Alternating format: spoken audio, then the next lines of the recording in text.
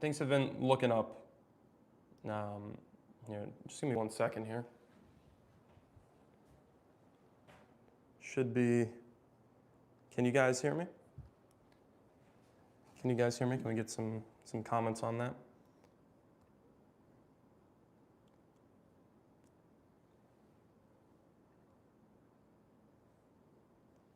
I can be heard. Yes. Okay. Apologies for that. Back to it now. So again, with Stanton, it is unfortunate, but it is what it is. I think, honestly, looking at this season as a whole, it's been a success. Even losing Aaron Judge, Boone has done a good job of managing this roster. You know, obviously we didn't have Fried for a large portion of the season. Garrett Cole as well.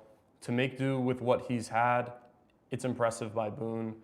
But that being said, that doesn't take away from the expectations for the roster, which are to go and win a World Series, or at least go and compete for a World Series. So you can't lose to the Rays in the postseason. You can't lose to one of those AL Central teams, AL West, the Astros, who they'll play this week. And we'll be at a couple more games this week as we start getting things going here. You know, we love bringing you guys the live content from the stadium. So, and obviously you guys enjoy that a lot. We get a lot of comments for that. So we will be there again during this week. We'll see some of that Astros series. We'll see some of the Red Sox series as well. That being said, crucial now. They won the series against the Blue Jays. They have not lost the series with George Lombard Jr. Keep the momentum going. Keep fighting. I believe right now the Yankees sit at, I want to say 18 games over 500. That could be 17. Let's see. 18 games over 500. Great spot. Great spot to be. And only 3 back of the Tampa Bay Rays, who they play in a 4-game set in September. That will be crucial to go and win that series. And I do believe they set that date, September 8th, for Aaron Judge to attempt to make a return. I like that as a deadline because then he gets about 2.5 weeks to go and play. Obviously see some big league pitching, right? It's different in a rehab stint, but to go and see some big league pitching and work his way up against, you know, he's going to have a really important series with the Rays, but other than that, the Yankee schedule is actually pretty light down the stretch, which it always seems to be a little bit lighter as you get towards the end of the season there for the Yankees, and then they kind of heat up, right? They have that really hot start most of the years, then they hit the June swoon, like we always talk about, and then that last month and a half, they kind of pick it up again. So to see them playing good baseball again, love to see that. But back on the injury front, Stan, I think we can throw him out of the equation. Weathers, I mentioned this in the Ryan Weathers video that I made when I was on vacation, and thank you guys for all noticing the beautiful Florida weather. The video that I made about Weathers was I wanted to believe that he could contribute as a starting pitcher in the postseason. He's been so good over this last month and a half. Obviously now it's not possible. The question then becomes, do we think, and let me know what you guys think in the comments, do we think that Weathers coming off of an injury is going to be somebody we want in a postseason environment? Because he's not going to have enough time, I don't think, to build up into that kind of environment. I think he'd have to be thrown into the fire. The last time that happened was Nestor Cortez, and we know how that went down and how that kind of changed all the momentum of the series. I think every Yankee fan still believes that we should have put Tim Hill in World Series Game 1, 2024. So I'm not a fan of doing that again. Hopefully the Yankees learn from their mistakes, and at least, you know, let's say they do get to the World Series, right? That would be about mid to late October that they would be playing.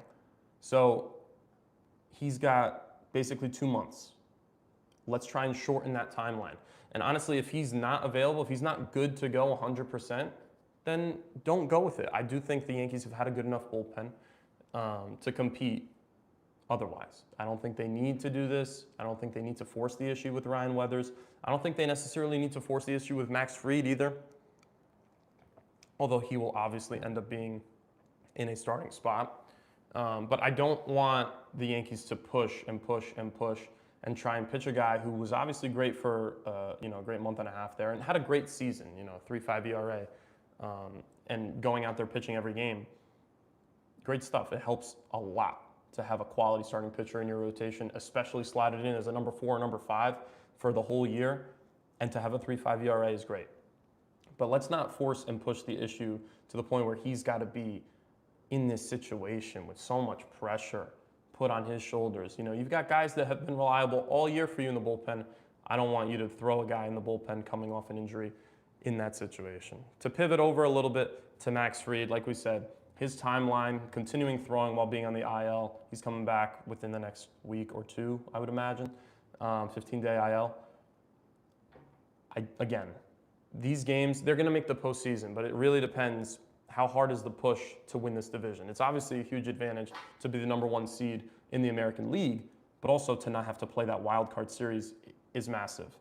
But don't make the mistake. I think more important than not playing in the wild card series is having home field advantage. Historically, the Yankees have played so much better in their postseason series when they've had home field advantage as opposed to when they haven't, right?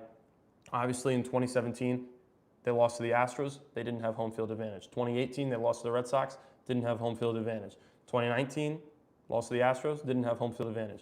2020, that's neutral sites, whatever.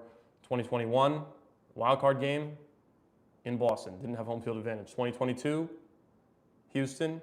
Didn't have home field advantage. 2023, didn't even make the playoffs. 2024, had home field advantage all the way to the World Series. Didn't have home field advantage in the World Series. Lost the World Series. 2025, didn't have home field advantage against the Toronto Blue Jays. So, obviously long-winded there, but you guys see the point. And in every other situation where they've had home field advantage, they've won the series. So, I think, personally, in this lived experience that we've had over these last 10 years, don't count that out, right? Obviously, they're going to try and win the division. Nobody's saying they won't, but I think it's really important, not just for the #1 seed, but also for that home field advantage component. That being said, let's not go out there and throw Max Fried 110 pitches coming off of his rehab. Let's ease him back into being that #2 guy, because obviously Cam, hopefully he wins a Cy Young. I believe he's deserving of it. He's the #1. Garrett Cole, you can make the argument, him or Fried at #2. What should the rotation be in a postseason series with Fried coming off of an injury, with Cole coming, obviously he's going to have half a season of work, but still coming off of an injury, and Cam Schlittler being a rookie, really for Aaron Boone and obviously Brian Cashman to decide there, that's going to be a tough situation to figure out. Me personally, I like the idea of throwing a guy like Garrett Cole. You have all the experience. I like him starting a game 1. I think depending on the health of Max Fried, you'd pitch him game 2 and then Cam game 3, but those are interchangeable for me. But I don't want Cam to start game 1 and then he gets rocked or shelled and it kind of drowns all the momentum for the series. I like Cole starting us off hot, he gets us going, and then we move through our elite rotation. In my opinion, either the best or second best in the league behind obviously the Dodgers. So use that as a strength. Don't push too much, but use it as a strength. And potentially with how the schedules have lined up, you won't even need to go to a Carlos Rodon as your 4th. And obviously Will Warren is way out of the equation at that point. Will he even be rostered? Who knows? But those games that he pitches make for some pretty entertaining baseball when so many runs get put up. But either way, outside of all of those things, the biggest key, bringing it all the way back, is just health, right? Throughout the whole season, the Yankees haven't been healthy. And yet they're still 18 games above 500. But is it better to be fully healthy and not play well, or is it better to trust the guys who have been going for you? That's really the question. That's really the question. And I think as we come down to it and we see Aaron Judge is going to come back, what does he look like in those last 2 weeks of the season? And what kind of role is he going to be playing? Is he going to be a DH? Is he going to be back in the outfield where he's obviously an elite outfielder at full strength, at full health, but is he going to be at full health? So these are the questions that I have and the concerns that I have. Again, not to take anything away from the season that the Yankees have had so far, but it is questionable. Where is M? The classic question. M will be joining us in a future episode that will be live. Excuse me for whatever that was. He'll be joining us in a few episodes that will be live, especially as the regular season for football kicks off. Obviously, he'll be involved with that stuff because, Mike loves football. I love football. Our discussions were great at the end of last season. They're going to be great going into this season. Football is, in my opinion, the best sport to watch. You have so much popping off the screen, violent hits, the strategy. So it kind of gets you involved if you're more of a, psychological, mental kind of idea for a game, or if you just want to see guys just go at it, best athleticism, best strength. The duality in the sport, I think, is so interesting, because I don't know that there's really another sport like it where you can see all of that on the field. Soccer actually has all the elite athleticism, but you don't have guys. The strategy there is different. And I don't want to speak on it too much because obviously I'm not a huge soccer fan, but watching the World Cup as we did, you didn't see the kind of, there's no play call, it's flow, it's rhythm, right? It's guys getting into space, making passes, understanding, reacting to the defense, reacting to the offense, right? It's more of an intuitive game. Whereas football is I feel like, all around, from the strategy that goes in for the whole week before the game, for the strategy that goes in at halftime, for the strategy that's happening while the plays are being sent in, during a drive, during a possession. I think that in and of itself is so incredible. And I think that it makes football obviously unique, and that's why they own a whole day of the week for half of the year. So obviously, Mike will be back for the football season, and his takes will be great, just as mine are. So don't worry about that. Another thing now, I guess, since we're talking about the football, I could talk a little bit about the Kayshon Boutte, Jalen Reed trade. The Patriots just have a lot of people in that receiver room. I don't necessarily hate it. He was a great receiver for us last year. Even the year before, he had a little bit of trouble, but he grew into that role of more of a deep threat last year. I actually think this helps the Texans a lot more than it hurts the Patriots necessarily, right? The Patriots get a guy on their back end to help in the safety department. I don't think that's necessarily a huge loss. When you already have such a heavy amount of players at one position group, I don't find it to be a bad thing to take a little bit away from that, and a guy who wasn't going to be playing every single snap, or majority of the snaps, honestly, he was going to be behind A.J. Brown, and to go add on the other side of the football, I like that personally. The same token goes for the Texans. Elite defense last year. Best defense in football. You saw it. This is what carried them, because they had no offense with C.J. Stroud, and obviously without Tank Dell in the receiving corps. So what do? They go add Kayshon Boutte, a great deep threat. And that was something that was missing from their game. It was missing from their game last year. And I do think that when we talk about importance of a move, right, it's good for the Texans fans to see that their team is trying to improve. We're not just going to rest on the laurels of, hey, C.J. Stroud had a great rookie year, and where are we now, right? Where are we now? We have to build around the guy, because last year you saw that Nico Collins wasn't enough. So build around the guy. I like what they've done. Bringing him Kayshon Boutte, who's a good player. He's not a great receiver, best of all time, no, but we'll read off the stats right now. And I think, honestly, looking at it from the perspective of a Texans fan, let's say, when you think about how dedicated that defense was to just stopping the run, stopping the pass. Every play, it felt like somebody was just getting knocked on the ground. Here we are with Kayshon Boutte. Like, those guys on the defensive side of the ball were single-handedly keeping them in football games on a way that I don't know that I've seen potentially since Legion of Boom. Like, that's how I feel about it.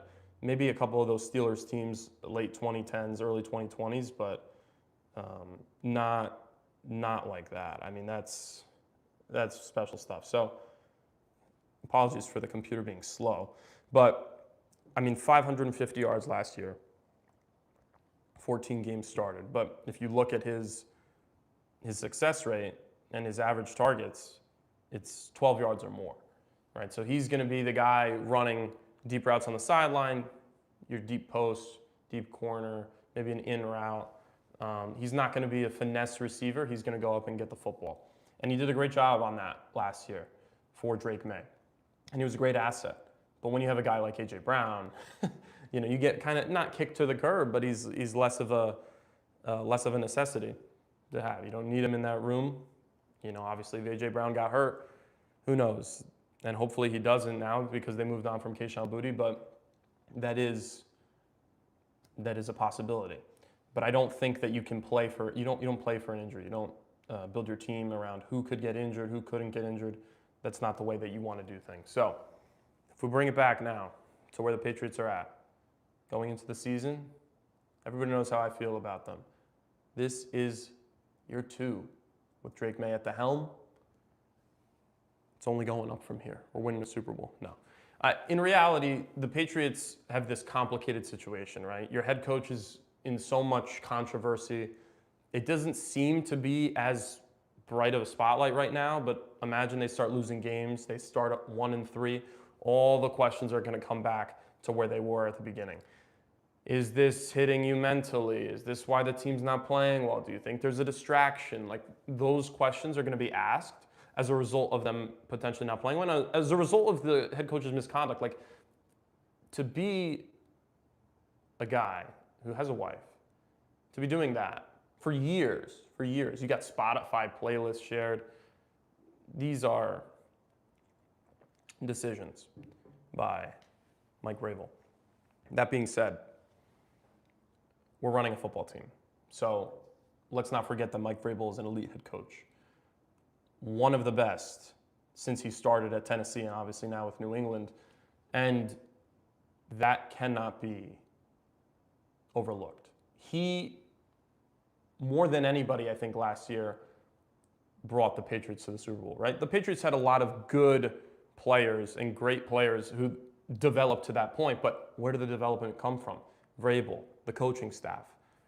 Those guys were so integral, so important to elevating that group who not a lot of people believed in. Now, I did say preseason I thought they were going to win, I believe it was 11 games was the line that we had discussed, and they obviously exceeded my expectations as a biased Patriots fan. So, that being said,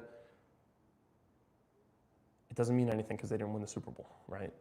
But year 2, elevate. Don't allow the outside distractions. You have another opportunity, same thing with A.J. Brown. Is he going to be a diva like he was with Jalen Hurts? Or is he going to buy into the Patriot way, buy into the system? These are the questions. These are the concerns, right? And obviously, we're sitting here. I'm recording this right now. You have people, pundits on TV, going to these practices, trying to make analyses about what's going to happen, informed opinions, but we don't know until we see football played. We don't know until we see baseball played. We don't know until we see basketball played. Any sport, it's the same situation. Until we get out there and it's 110%, you don't know how these guys are going to gel. You don't know until they're faced with adversity, you don't know how they're going to react. So right now, everything is all sunshine and rainbows in New England. And hopefully it stays that way, but there is a real possibility that this does not work out. And we could see the Patriots not even win the division, right? The Bills are that good. Josh Allen himself is that good, where they're already going to be in a tough fight, but it could be a lot worse than even we could have expected. So that is my kind of negative outlook on the Patriots this season. That could happen, and I think the distractions would be their biggest adversary. That being said, I don't think that's going to happen, and I hope it doesn't, but that is a negative outlook from a guy who people do say I'm biased. They say I'm biased about the Yankees, about the Patriots, and obviously about the Knicks. That's my unbiased look. My biased look would be they brought in a guy who's been a consistent number one for the past 8 years. I think that elevates your roster. Gives Drake a true number one, because I don't think Stephon Diggs was that last year. He did buy into the system, though, and that's really important. So I think it all comes back to that, right?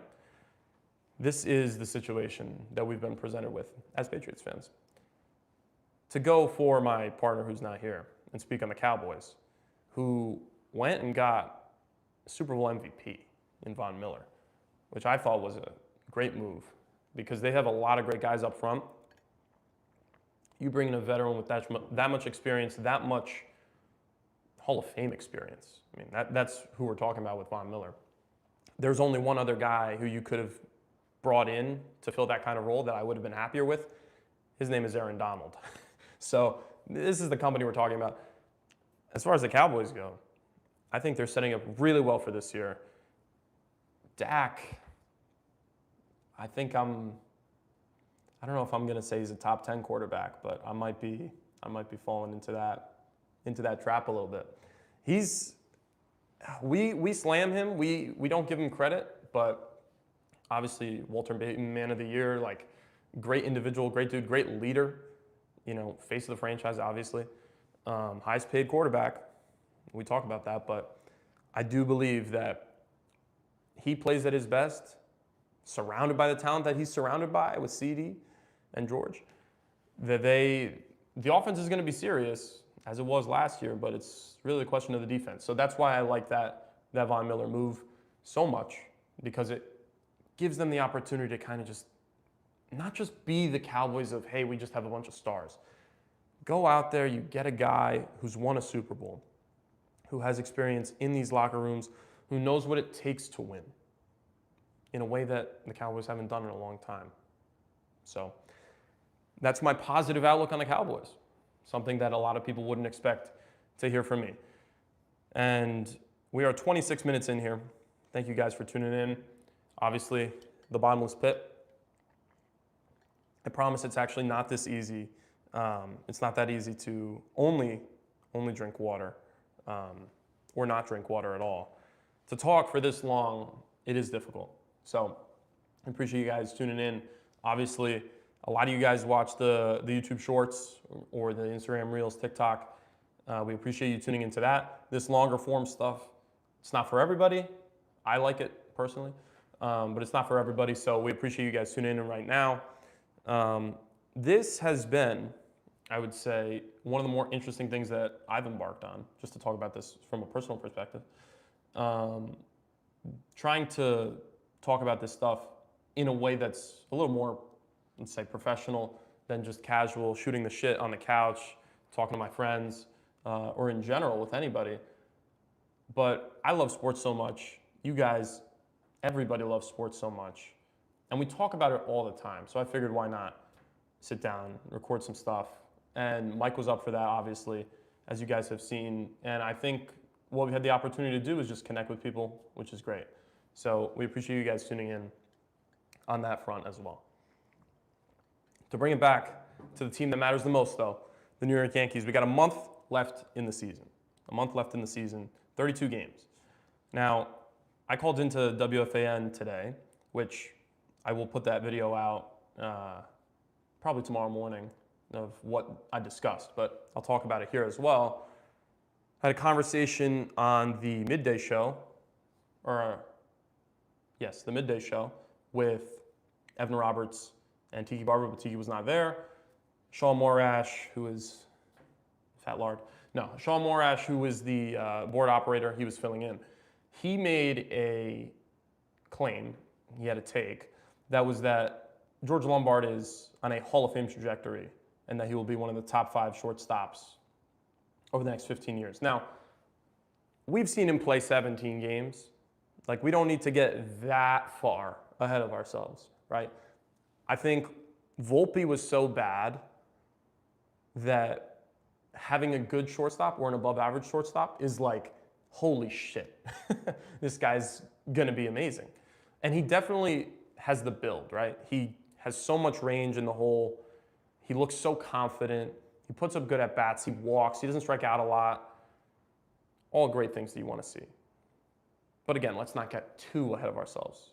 And the examples I cited when I called in was Gary Sanchez played 50 games in 2016.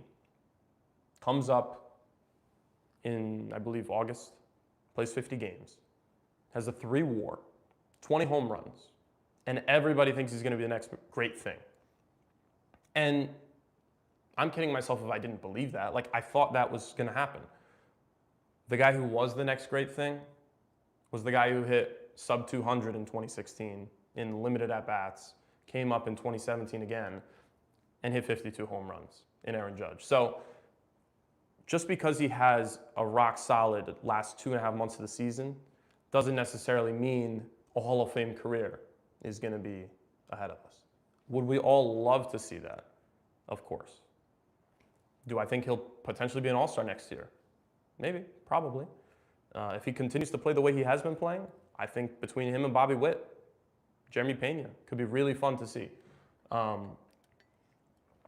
I think that to jump the gun and say Hall of Fame, to jump the gun and say perennial All-Star, let's not do that yet, because then you're putting a lot of pressure on the guy to perform, and there's already a ton of pressure to be the shortstop of the New York Yankees in the biggest market, in the biggest city in the world. Like, all of that, and then we're saying he's going to be a Hall of Famer. Like, pump the brakes a little bit. So that was my argument there when I called in. Another example I cited was Greg Bird, who did the same thing in 2015. Comes up, dominates for 50 games, plays really well, super high slugging percentage.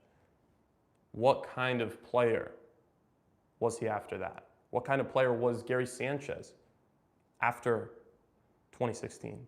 Who might actually be having his best season since then, this year, if we look at it right now.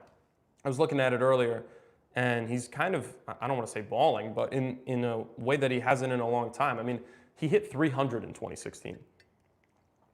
He had a 1.03 OPS. Like, he was balling. This year, he's hitting 215, but with a 358 on base and a 435 slug. Like, he is playing above average baseball in 70 games.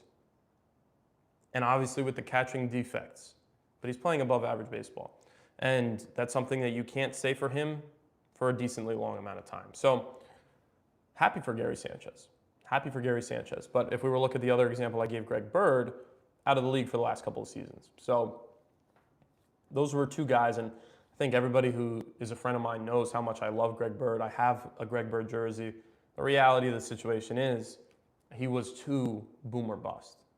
He was too swing and miss. So, and obviously the situation with two power hitters versus a very athletic, great fielding shortstop, not the same thing, right? But that being said, the point is don't get ahead of yourself. Let's not get ahead of ourselves. Even with Volpe, right? 2023, he wins the Gold Glove. He goes 2020. High hopes.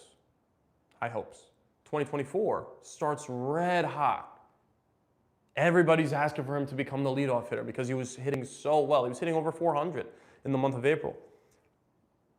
Gets put in the leadoff spot, and then it's just downhill from there. And I don't think he recovered from that, unfortunately.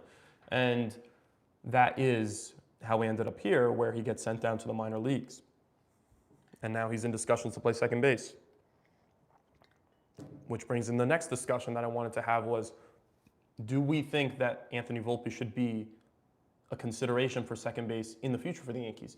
Forget this season, because it's Jazz. But next season, when Jazz likely will not be a New York Yankee, what are we going to do? Right? Is it going to just be, hey, plug Caballero at second base? He's a great utility piece. I don't think we want him to be the starting second baseman. You have a guy in your farm system who never had the arm for shortstop. I think he had decent range, but not nearly as much range as a guy who's significantly taller than him, and he doesn't have the arm for a shortstop, but has great hands, still very fast, good base runner. And I think if you have less pressure on you, fielding-wise, less pressure on you at the plate to perform, less of this massive cloud of like, holy shit, the guy's still hitting 200. Like, second base, I think, would be a fresh start for Anthony Volpe. If presented with the option at spring training of, hey, go win the spot, because we're not going to go and get somebody else to play the position, hey, go win the spot over a Caballero or somebody else in this farm system, I don't mind that, honestly. I don't mind that for Anthony Volpe, and I don't mind that for the Yankees. Lombard, as currently playing, is such a breath of fresh air from what we saw from Volpe. And the reason that it got so bad, like, he was a Gold Glove winner. The reason it got so bad was because of all of the negative energy around him. No longer a good fielder. How is that possible? You don't become a bad fielder of the baseball in 3 years when you're in your mid-20s. Like, it just doesn't happen. You don't become a guy who can only swing and miss after for your whole life being an elite contact hitter and an elite base runner. That only happens when there's so much negative energy around you that it starts affecting you mentally, right? I think second base would be a fresh start. And I like that as an idea. That being said, Let's try and avoid the situation where that's the only option, right? Let's give ourselves more options. Me personally, I don't want Jazz Chisholm to be an option, but let's give ourselves more options, right? To speak on Jazz, frankly, I don't want to say fed up, because again, he hits a home run the other night and it's like, oh my God, Jazz did it again. And by did it again, I mean he hit a home run once in every 20 games and jogs around the bases and does this and then this, and it's like, what else are you bringing the squad? He's got great vibes. Everybody loves him. Too nonchalant in the field, man. He makes some spectacular plays, but then he'll make some of the most boneheaded, how do you flub this like turn? How do you drop the ball here? How are you not feeling this routine play? Jazz is a mystery. He's really a mystery. I think he thinks that he's Ken Griffey, which is fine. Like, Griffey, my favorite player of all time who I never got to watch, Griffey's swing is the most beautiful swing ever. Jazz has a very similar looking swing, I think, to Ken Griffey Jr. And that's actually pretty wild. But it's so long. Like, he can't hit a ball above his knees, it feels like, unless it's a breaking ball. And even then, he swings through it, he fouls it off, and he's like, oh. Like, inconsistency at the plate, Jazz Chisholm Jr., equal sign in between. Like, it's not great for him. And hopefully he can go back to being a 250-ish hitter in the postseason, because that's what he's historically been throughout his career. So that's what I'm looking for from Jazz Chisholm Jr. That's why I want Volpe as an option next year. That's why I want other guys who'd potentially trade for as options. Excuse me. Because when you have options, you don't pigeonhole yourself. You don't say, hey, we have all our money in one location. And guess what? You're the New York Yankees. You don't have to have money in one location.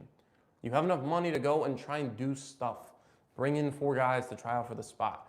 Trade for a guy. Sign a guy for a little bit too much money and make shit happen. But when you overdo that, as they have a little bit recently, like Rodon was an overpay. He was paid to be a number 2, now he's a number 4. And a number 4 not because those other guys came and like, holy shit. Schlittler's been amazing. Frieda's been amazing. Obviously, Garrett Cole. Like, those guys are excellent. And at the same time, Rodon regressed. Like, let's not forget that he should have been near the tier that those guys are, and he regressed significantly, right? And he's pitched well this stint that he's been back, but his Yankee tenure is up and down, right? And he's a very emotional pitcher, but it's been up and down. So $30 million a year to him. 27 to Stanton now when he's unable to walk. He falls down running the bases from the other calf. So too many overpays, longer contracts. Aaron Hicks, Jacoby Ellsbury. Like, if there's one thing that Cashman has really done poorly, it's some judgment decisions on these signings, because, God, they're bad sometimes. But because we're the Yankees and we have the money and we have people who want to come play here, that stuff gets kind of put on the back burner. Like, we're so critical as a fan base of the team and of the management that they still perform 95% of the time at a level that's better than the rest of the league. That is their best accomplishment. Cashman's best accomplishment is the 30-whatever year streak of not being under 500 and however many years of being in the playoffs consistently. Like, it is hard. It is hard to do, and he gets a little too much flack. But let's not forget what we're giving up to go get a Jazz, what we're giving up to go do this, what we're giving up, who we're paying too much money to, who we didn't get. Those discussions have to be had. They have to be had. 40 minutes into here. Thank you guys for tuning in so far. This has been, once again, a live edition here. And on an off day where we don't even get to see barely any AL East action. I mean, the Red Sox are playing, but who cares about them, right? But Tampa Bay's not playing, so we don't get to see a situation with them potentially gain half a game. It's not going to happen. So again, you got 7 games coming up. 7 long days, doubleheader Saturday.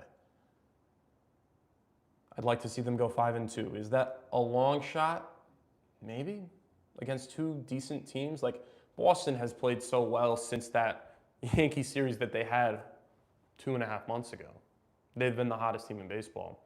Cooled down a little bit, though, over these last couple weeks. Houston picking it up, right? They're leading their division now, but they fire their general manager. Like, baseball is a weird game. You got teams with no expectations doing things that nobody expected. Chicago White Sox. You got teams with high expectations that are still performing decently, but we got more expectations for them than what they've been performing, and so we're firing people. We talk about firing Brian Cashman, who's been to the postseason how many years in a row? It's an odd sport, man.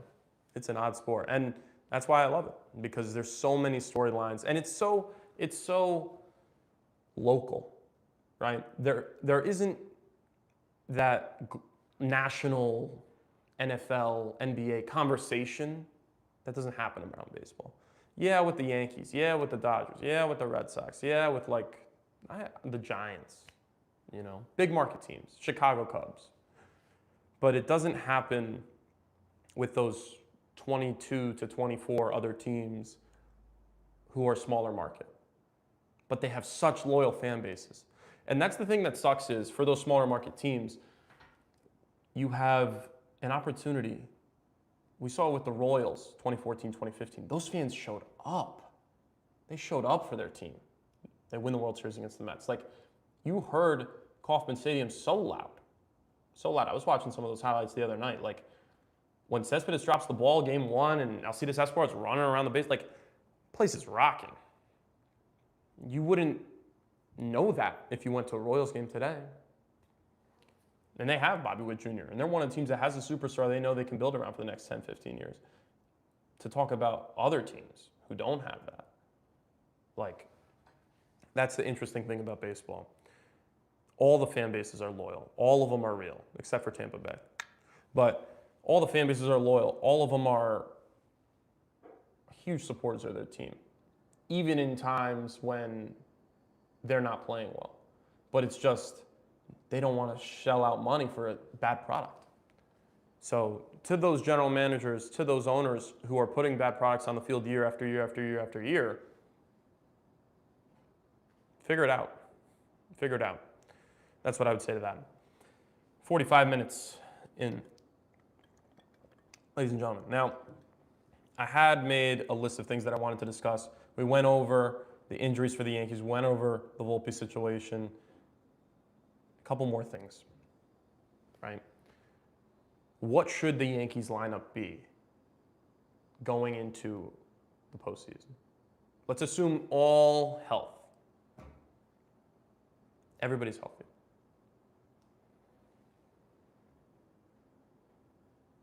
I like Judge in right field. I like Spencer Jones in center field. I like Cody Bellinger in left field. Now, you might be saying, Grisham's been the hottest hitter for the Yankees in the last 2.5 weeks. Yeah, he's also been a negative defender for them this year, which I wouldn't have ever said when we first signed him, considering how good he was in the field. But he grades out as the slowest center fielder in baseball. So his range is fucking awful. Meanwhile, Jones, elite speed, obviously the reach of a giant, right? I like him playing center. Now, will that happen? No. It'll be Grisham in center field, and then you'll find Spencer Jones reluctantly on the bench because they're going to play Cody Bellinger over him. That leaves you then bring it to the infield. And again, this is what I think it should be, and then we can go over what it probably will be. But bring it to the infield. Garcia at first base. Jazz at second. Lombard at short. McMahon, ideally, at third. I don't want to see Rosario anymore. So if you're doing any sort of platoon, I'd like to see it be Caballero and McMahon. I have no interest in Rosario because last year he was a great hitter against lefties, and then at the beginning of this year he was even better against lefties, and then he just fell off a cliff production-wise. And he can't field, and he's slow. and he doesn't have the position versatility of a Caballero. Like, he's become a shitty bench piece, like a guy who's just on the roster now for vibes. We got too many vibes, guys. So I'm okay. No need for an Ahmed Rosario. Behind the plate, Austin Wells. He's been hitting better. You know, he brought the average up to 180. The OPS is still sub 600, I think, which is just insanely low. But still, he's been hitting better over the last month since the trade deadline. Go figure. I don't want to see Ali Sanchez. Like, what? Why? Why does he play at all? You know? Austin Wells is going to be the catcher for the Yankees in the postseason. That's a lock. But as far as making a lineup would go, I've got, and this is for me personally again, so we'll get to the Yankees, what they will do. But as far as me personally, I actually like the idea of leading off a guy like Grisham, even still, just because he is so good at taking pitches, seeing pitches, drawing out the at-bat to get it to at least 4 or 5 pitches. In that first at-bat, you don't want the starting pitcher to go out there in the first inning, 6-pitch inning, 7-pitch inning, sub 10 pitches. He goes in, out, boom, he's in a rhythm. Not what you want to do. So Grisham gets the pitch count up a little bit, and he gets lets the guys behind him see more pitches. Now, the argument then is, do you want Judge to get more at-bats? Do you bat him second? Do you want him to have more guys in front of him? Do you bat him third? I'm always a fan of getting my best hitter, the best hitter in the world, more at-bats. So I want him batting second. I don't think that the Yankees lineup is bad enough at the bottom. Now that Lombard is here and McMahon hitting better, Wells hitting better, like, they'll get on for him. And Grisham will too. So I like him batting second. Rice, Garcia, third and fourth.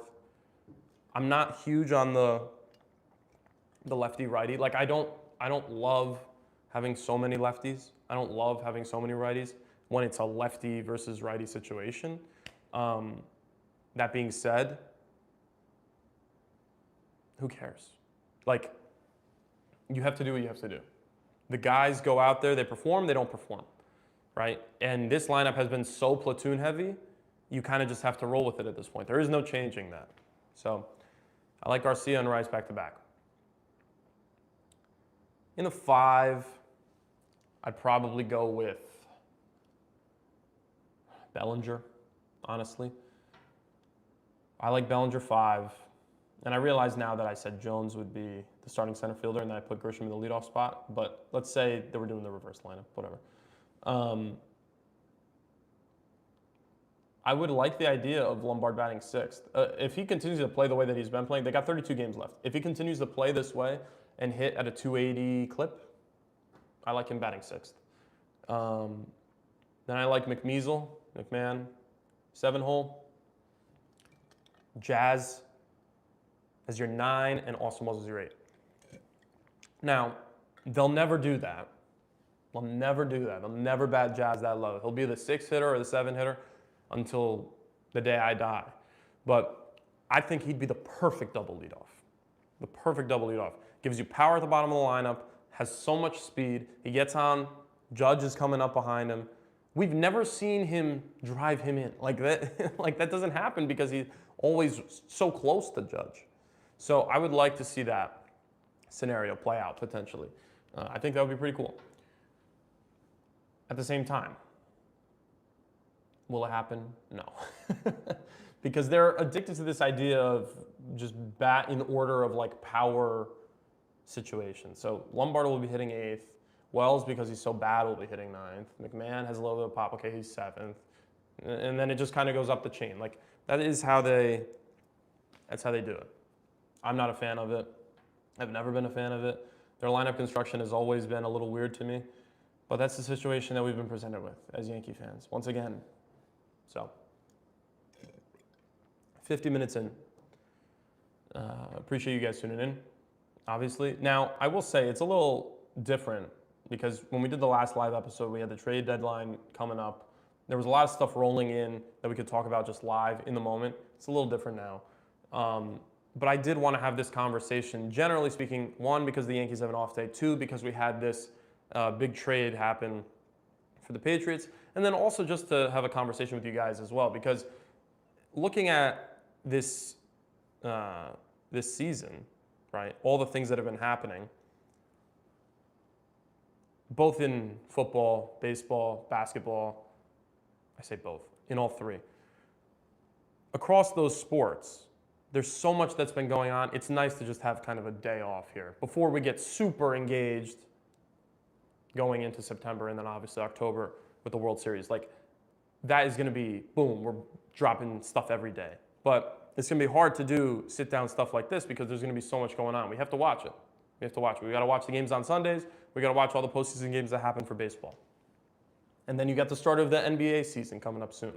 But just to sit down and talk to you guys about what's going on. And then obviously you're going to see the reels, the TikToks, all the stuff that comes from this episode. But I wanted to do it live and not just record it because I felt like it would be good on a Monday night here.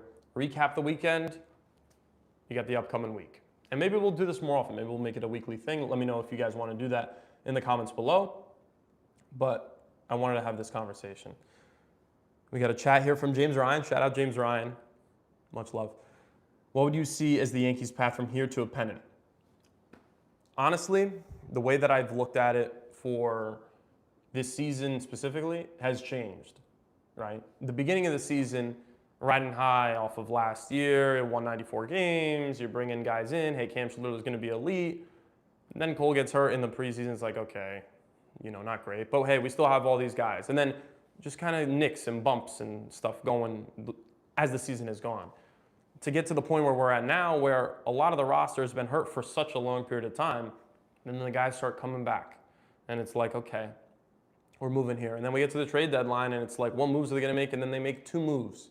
And you might have noticed that I did not mention Heliot Ramos in my lineup. I don't want him there. Maybe against lefties, but I don't want him in my lineup every day. But to continue, they've progressed, and they've gotten better and better. And so what do I think the Yankees' path is from here to the pennant? You stay hot, right? You got 32 games left. You win at least 20 of them. I think that gives you enough momentum going into the postseason. And assuming that they win that series against the Rays towards the end of the year, they should be primed to win the division, right? They're 3 games back right now. If they win that series, that means they're going to gain at least 2 and potentially 4 games against the Rays. If they can do that then, they can continue to do that now. The Rays are, slowly falling off a little bit in a way that I predicted that they would. It just taken a little bit longer than I expected, but it has happened, and the Yankees are playing better and better baseball. As far as how they need to play, I think it's such a good sign that the offense has been showing up recently, and in ways that's like not just hitting home runs, but also get a guy on first. Little dribbler moves him over. Okay, he steals third, sac fly. The guy gets the third base, pass ball. Like small ball baseball that the Yankees haven't played since 2019, really, when they had DJ at his peak. Getting guys on base, moving them over, not relying on the home run, hitting the ball in the gap, getting the little fluke hit. I like to call it Cleveland Guardians baseball, like playing baseball arguably the way it's meant to be played. They've been doing more of that recently. And that, I think, is very encouraging to see. So I think that, in addition to getting Judge back, bringing more power back into the lineup, and obviously he gets on base all the time and hits for average, I think that is what brings the Yankees to the pennant. Because all season long, the pitching has been super reliable, both the starters and the relievers. But it's really the question of whether or not the offense shows up. And I think over this last couple of weeks, they've shown us that they can show up in a way that we didn't expect. And I think that is how you get to a pennant if you're the New York Yankees. And hopefully that happens, right? Because we know for the Mets it won't. But for the Yankees, it is potentially in the cards. Is there anything you guys would like me to talk about in the chat below?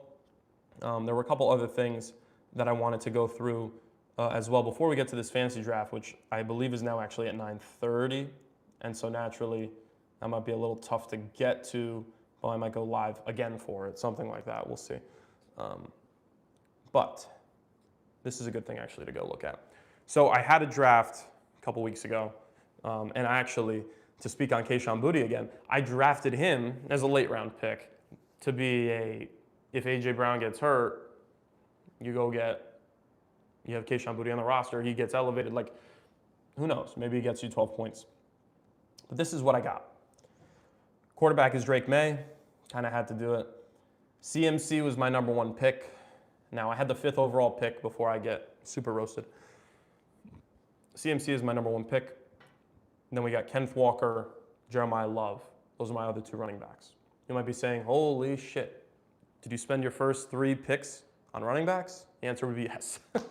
The answer is yes. Now, I'm a big believer that there are more good receivers than good running backs. And if you can get a good running back on a team that runs the ball a lot, I think you're a lot more likely to win than you are if you can get a decent receiver who kind of gets the ball sometimes and could have a stinker and is dependent on the quarterback playing well, is dependent on the offensive line playing well. Like, running backs who are good, they're always going to get their carries. And the offense is going to try and involve them in the passing game as well. Shout out CMC and obviously the other guys. So those were my draft picks in the running back department. Then we have Olave and Davante Adams as my 2 wide receivers. Now, lower performing guys, Davante Adams gets a lot of red zone targets, so I like that a lot. Ideally, that continues, and hopefully that works out well for me there. But I do have reservations over having him as my number 2 receiver in the year 2026, but it'll be okay. Olave is more of a trusting pick in Tyler Shuck, right? Elite for the Saints last year. Showed up in a way that nobody expected. So can he continue that in year 2? And Olave has been one of the better receivers in the league for the last couple of years. Broncos defense, and then Harrison Mevis, the Rams kicker, who kicked really well for the second half of last year. And then on the bench, and this is where fantasy is kind of won or lost, right? Because I know that somebody in this lineup is going to get the death sentence and will end up getting hurt. And honestly, it might be CMC, which would really suck. But let's say that somebody does get hurt. On the bench, we have Jaylen Warren and Kyle Monangai as our running backs, Jacoby Myers, Quentin Johnston, and obviously Kayshon Boutte as my receivers. Tight end is Oronde Gadsden, and then the backup quarterback, the guy who's going to pitch 1 week for us, Fernando Mendoza, the Heisman winner, and the quarterback for the Vegas Raiders, assuming at some point they go to him later in the season. But this is the team that I had built. It's a 10-man league. I don't think it's necessarily the worst roster I've put together. I don't think it's the best roster I've put together for sure. The 3 running backs is definitely questionable. And so I'll post this on Instagram and we'll see what you guys think. Will this team win? Will this team make the playoffs? Will this team be a bust? Will I have to do some random fantasy punishment? I don't honestly remember what it is. So we'll see what you guys think. But looking at it, I mean, let's see the projection for week 1. My matchup, I'm projected 120 points. I don't think that's necessarily super high. Going around the league, we got 124. It's right. It's a middle of the pack. It's middle of the pack. Lower end, but middle of the pack. I think Drake May against Seattle is going to be interesting. Week 1, first game of the season. Yeah, that'll be a cool game to watch. Hopefully he can pull that one out. And that's only in 2-ish weeks, 2.5 weeks away. Two Wednesdays from now. So it's coming up fast. It's really crazy. It just feels like yesterday we were talking about the Super Bowl and how the Patriots lost, how they did not show up at all offensively throughout the entire playoff run. And then obviously in the Super Bowl, they couldn't take advantage of the fact that Sam played a bad game. Kenneth Walker had the game of his life. We're all the way here now. The season's about to start. So it's crazy that we had those conversations and you guys have been sticking with us since then. We appreciate that, obviously. But it's crazy that we've gotten to this point. It's crazy that we're all the way back here now. So some wild stuff. But as far as the draft for this other league that we've got going on, as far as how I get to that other league, I don't know. But, here we go. I believe it's 12 people. I do believe that it is 12. Let's see. And if it is, Does it say it's drafting now? Have I been bamboozled? No. No. Oh no. It's in 30 minutes. Okay. But where is my pick? I'm pick 9. Oh no. That's brutal. That is brutal. Who do I take at pick 9? It's a 12-man league. Oof. Oof. I don't know. That's tough. I mean, who will even be left over for me at that point? This is where, like, I think a receiver is probably the first pick that I would take, because where I was at number 5, Jahmyr Gibbs, Bijan, gone. Puka, gone. Right? Jamar Chase, gone. Those are your 4 guys. I think every league somehow gets to those 4 guys being taken in the top 4. At 5, I really had the pick of all of the B-tier number 1s. And so I went with CMC, who, if he stays healthy and if they get him the ball frequently enough, could potentially be the best player in the league. So I went with that. It's a gamble. But at number 9, this is a tough spot to be. I'm looking and it's ranking CD, Amon-Ra, A-Chain, Jay Jettas, James Cook. James Cook is a number 1 first-round pick. Like, that's some tough stuff. That is some tough stuff. Tough luck at number 9. That's rough. Officially hit the hour mark, though. And we appreciate you guys tuning in. Everybody who's been in and out, obviously. The longer form, like I said, it's not for everybody, so we appreciate you being here. This is one of the more interesting situations, though. Number 9 pick. I don't know that I've had this bad, because I think that if you get the last pick, you actually have a better advantage than if you get the number 9 pick. Because at least at 10, or in this case 12, you go back to back, right? I get a B-tier guy, and then I have to wait. All of the B-tier guys are gone, and then I get a C-tier guy. At least with the other situation, I get 2 B-tier guys. It's like, okay. I think anywhere in that back half, but you're not all the way there, I think you're at a disadvantage. I think the best places to be are right in the middle. So 5, 6, 7. I think that's the best spot to be personally, but we shall see. We shall see. Also, just want to point out, what do we think of the more official background? Obviously, you know, it looks similar, but not the exact same. We had a curtain back there. We've changed it up. We've changed up the setup now 4 or 5 times. I mean, it started with the screen behind us, the projector screen. We had some film going on back there at some points. Then we ditched that. We switched to a curtain down there. Then we came up here and we put the curtain behind. We didn't have the curtain behind, and we put the curtain behind. Now we're here with this. We didn't have this, you know, prop central in the middle. So let us know what you think in the comments, I guess. What do we think of the setup? If you're even still watching, what do you think of the setup? I personally, I like it. I feel like it's a little more official because the curtain moved. I didn't love that visually, and it wasn't pulled taut. This is nice. At least it's, you know, perfectly vertical. You get the lines for a little bit of depth, whatever. I'm anal about this stuff. But I think it's improved. You know, if you go back and watch our first episode, which I don't know how many people actually did, because I didn't put out any reel or TikTok or YouTube content for that. And let's say that I make this into a little short talking about this stuff.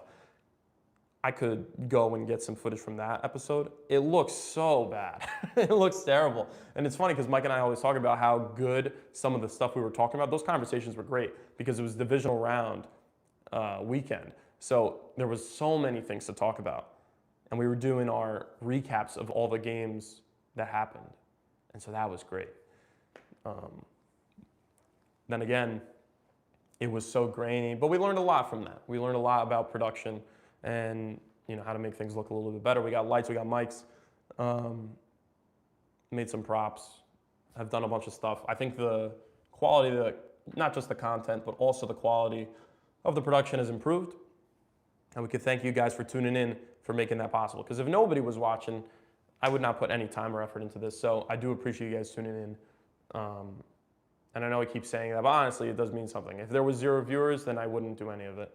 But to at least, you know, put this stuff out there for you guys to consume and for you to enjoy, hopefully, we do appreciate you guys tuning in. back to this fantasy draft, though. I mean, this is rough. Number 9, I mean, it is actually possible that CMC would fall to me just because of the injury question, but I doubt it. Even Jonathan Taylor, you know, I don't love their team. Daniel Jones. Janty he's cooked. I'm not drafting him. And then we get further down, and it's like, who am I drafting number 2? Rashee Rice. I might take Jeremiah Love again, actually. But actually, to speak on the Cardinals, because that's an interesting organization, they have a bunch of guys turned over. New roster. You bring in Jeremiah Love. Bring in a new head coach. I like what they've done. But is it enough to make any sort of push in that super competitive NFC West? No, of course not. But it's cool to see them trying. It's cool to see them going for it. And Jeremiah Love, from all the games that we watched of him at Notre Dame, elite running back. Elite running back. So hopefully the offensive line can block for him a little bit so he can show off those legs, show off that talent, because he carried Notre Dame. He carried Notre Dame, in my opinion. We got some Notre Dame fans probably watching this right now. Jeremiah Love is the boy. And he is the reason that I'm a Notre Dame fan, even though I'm not. I have no college football affiliation. Yeah. Shout out. Actually, here we go. Here's something we could do. What team should I be a fan of? Drop that in the comments below. What college football team? I claim Notre Dame sometimes. Claim UNC sometimes. Auburn. But I've never taken it super serious because I didn't start at a young age. And I didn't enjoy watching college nearly as much as the NFL. Naturally, being a Patriots fan, seeing winning, that's awesome. So, and college football is very different. But now I've got an appreciation for how college football is. And I think seeing just the gap in skill, I think that's really cool to see. Some of those guys who are super fast compared to everybody else, like them outrunning everybody. Zeke, some of those like old videos of Zeke running down the sideline, just taking a carry to the house. Same thing with Saquon. Like seeing guys at that level, the difference that they can make, I think that's pretty cool. And so I've enjoyed watching it more and more as time has gone on. And also with the NIL stuff now, they get paid. I think that's more interesting to me as well. We got a couple things here. Somebody asks, can the Mets make the postseason? What's the record? 59-72. So if they won out, they'd go 90-72. They'd have to win 31 games in a row to go 90-72.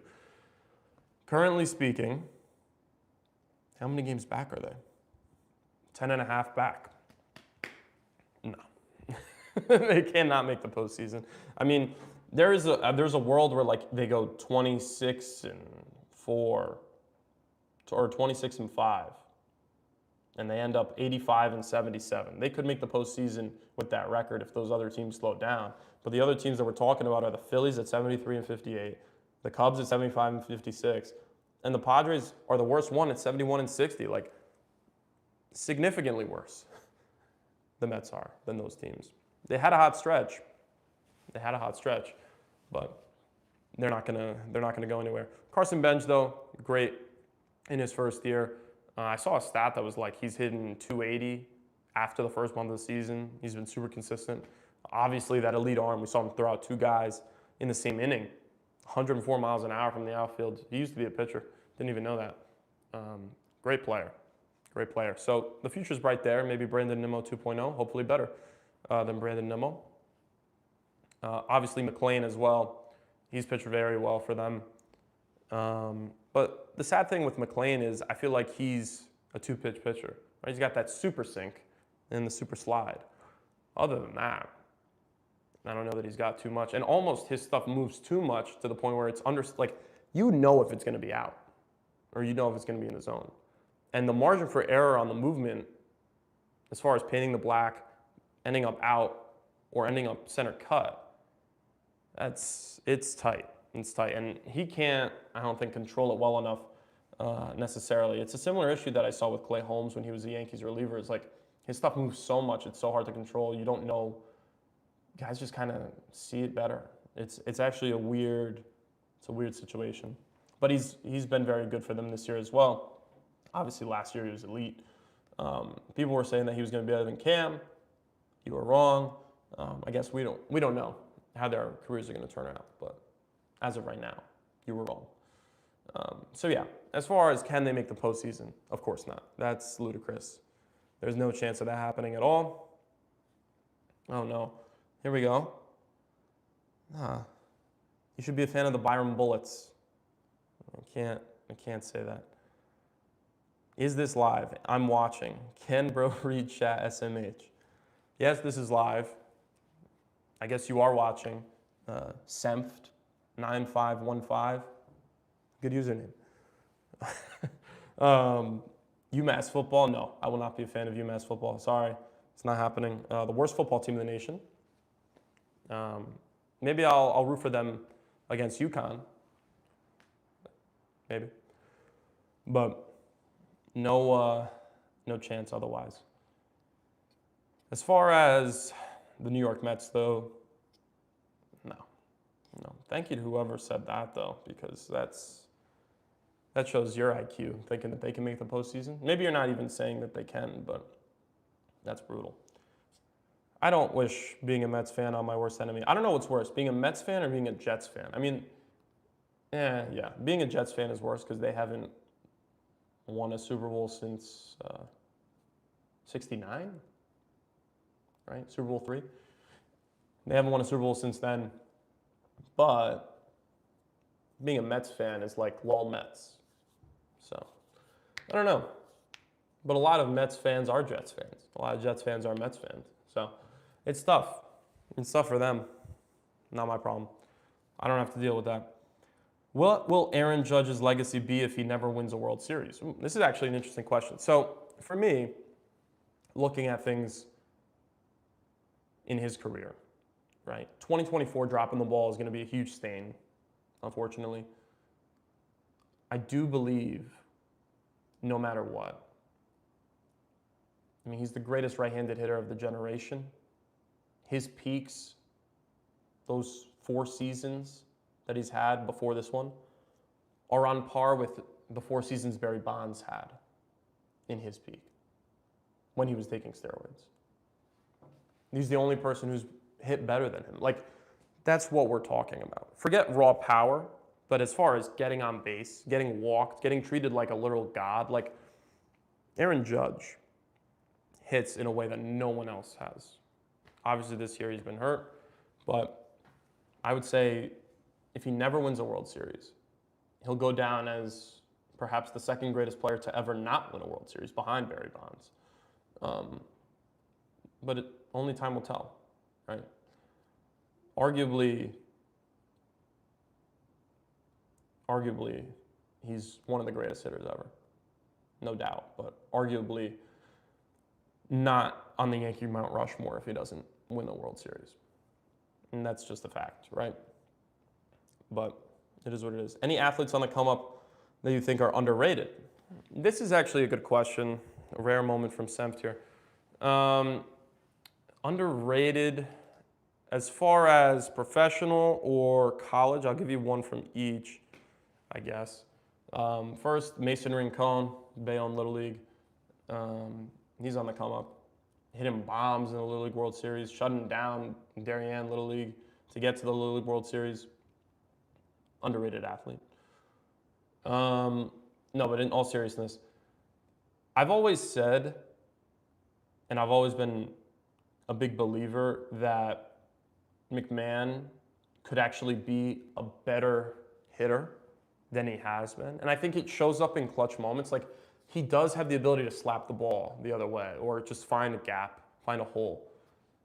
But it's only when it's the 8th inning, they're down a run, they need an RBI single. Like, that's when he shows up, which is a great thing. Like, obviously, if he's not going to show up at all, that would suck. So when he does show up some of the time, I do think that it's a good thing.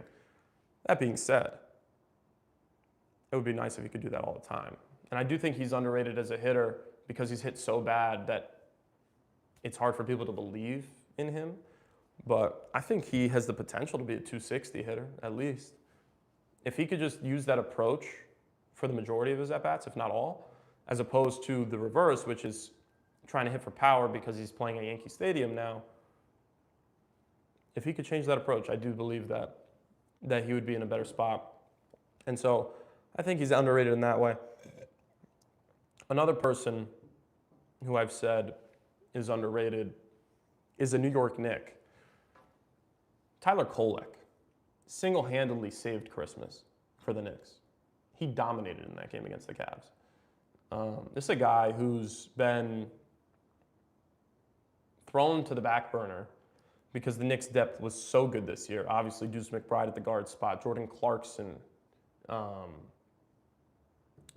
Alvarado, right? A lot of depth at the guard position. And so he didn't get as much burn at the end of the season as he did at the beginning. But I think going into next year, if you don't want to pay these guys as much potentially year after year after year, Kolek is a great guy to keep on the roster. I wouldn't trade him for anybody, to be honest. I think he's an untradeable asset because I like what he brings to the team. He's so versatile. He has elite passing, so he can play next to Brunson.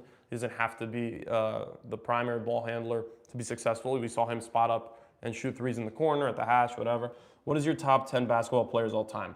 I do have a list, but I don't have it with me. It's on the phone, which is the recording device. What I will say is Jordan is number 1, LeBron is number 2, Kareem is number 3. That's anybody's list should have those 3 in the top 3. If you don't, you're not serious. A lot of people do LeBron, Jordan. I don't think that's as interesting of a debate as the guys after those 3. Because the careers of everybody else are so fascinating. Whether you're looking at guys who have had insane peaks like Shaq, whether you're looking at guys who have sustained excellence like Tim Duncan, obviously a guy like Steph Curry who transformed the sport. How much is impact, influence on the history of basketball? How much do you weigh stuff like that versus just continued excellence or just winning like a Bill Russell? So a lot of people end up in that 4 to 10 range. You could put 20 guys, let's say. But I have Jordan at 1, LeBron at 2, Kareem at 3. I always said that if Curry won another one, he'd be in my top 5. I stand by that. So that means he's in the top 10 as well. If I had to say number 4, I would probably go Tim Duncan because his teams were always competitive. He won 5 championships as the best player on the team. And even at a late game stage in his career, was still able to produce, and he retired as still one of the most elite players in the game, right? Man, it's tough because you've put me on the spot here. If it might be easier to go from 10, but I would say Duncan 4, Magic 5. No, I can't say Magic 5 because I have Curry over Magic. No, I don't know. So Jordan, LeBron, Kareem, Duncan. I can't say Curry. It's too much. It's crazy. No, but it's not like a Bill Russell. It's not a Hakeem. Like those guys are further down. Maybe it is Steph Curry. Let's say it's Steph Curry at 5, Magic at 6, Shaq at 7, Hakeem at 8, Kobe at 9, Wilt at 10. No, Bill Russell at 10 because he beat Wilt. So is there anybody I'm forgetting though? Realistically? Like KD's not there yet. And if he hasn't won without Steph. No, none of the recent guys are there. I think that's my 10. So my top 10 players all time would be Jordan, LeBron, Kareem, Duncan, Curry. Who did I say after Curry? Magic, Shaq, Hakeem, and then Bill Russell as my 10th. And Bill Russell didn't play anybody, and he had Hall of Famers on his team. Wait, did I not have Larry Bird in my top 10? I did forget somebody. Okay, well, shuffle it all. Shuffle it all. My top 10 is Jordan, LeBron, Kareem. Jordan, LeBron, Kareem. Duncan, Steph. Magic, Bird, Shaq. No, Magic, Shaq, Bird. Oh, no. This is tough. This is tough on the spot. I can't do this. I can't do this. Okay. Top 10 would be Jordan, LeBron, Kareem, Tim Duncan, Steph Curry, Magic Johnson, Larry Bird, Shaquille O'Neal, Hakeem Olajuwon, and Kobe Bryant. And forget Bill Russell, out of my top 10. That's my top 10 basketball players of all time. Shout out Kemba Walker, though. Cardiac Kemba from UConn. And maybe even Braylon Eccles. Or Braylon Edwards, whatever is it. Braylon Edwards. What's his name? Braylon Mullins. Jeez. That's my top 10 for those who care. 80 minutes into the show. Let me know if you guys want me to do this every Monday or frequently once a week, something like that. It doesn't have to be on Monday. I like the idea of doing it. I mentioned it before because I get to talk to you guys after the weekend is concluded, and there's a lot of stuff that happens on the weekend. And obviously when we get into football season, it's going to be all the recaps from Sunday's games will be on Monday night. We'll have Monday Night Football live. I'll be watching it and interacting with you guys during that. I don't hate the sound of that. I like the idea of that. And then obviously look forward and look ahead to the rest of the week. And I think that's something interesting now to look forward to. We got 8 minutes until this fantasy draft starts. Again, I'm the number 9 pick, which I think it's a tough spot to be. And I'll get a little bit more into that in just a second. But I want to preview really quickly the Yankees matchup tomorrow against the Astros, because I think it's important. Just look at this pitching matchup, see what's coming up as far as who we got on the bump. So look at the schedule. Excuse me. And we look at this game. Yankees. Will Warren. Take the over. Take the over for Will Warren against Pecco, 4.91 ERA. The Yankees should win in like a 7-5 game. I don't know. Every game that Will Warren has pitched, the over has hit. Every game he hasn't pitched, the under hits. It's the craziest thing, other than obviously yesterday. But all of those games, that's the situation that we've seen. So take the over, unless Will Warren comes. Will Warren has elite stuff. Don't get that twisted. He has elite stuff, but it just doesn't end up translating, unfortunately. He fails to get outs and gets hit so hard in a way that I don't know that I've seen in a long time. And maybe it's because the Yankees pitching outside of him has been so good this year that I've gotten used to seeing really good pitching 4 out of 5 days. And so when he does pitch, it's like, holy shit, he's bad. But in reality, he's just a mediocre starting pitcher. There's so much worse that exists in the league, right? So we got 5 minutes until this draft. All right, I should probably start paying a little more attention to this here.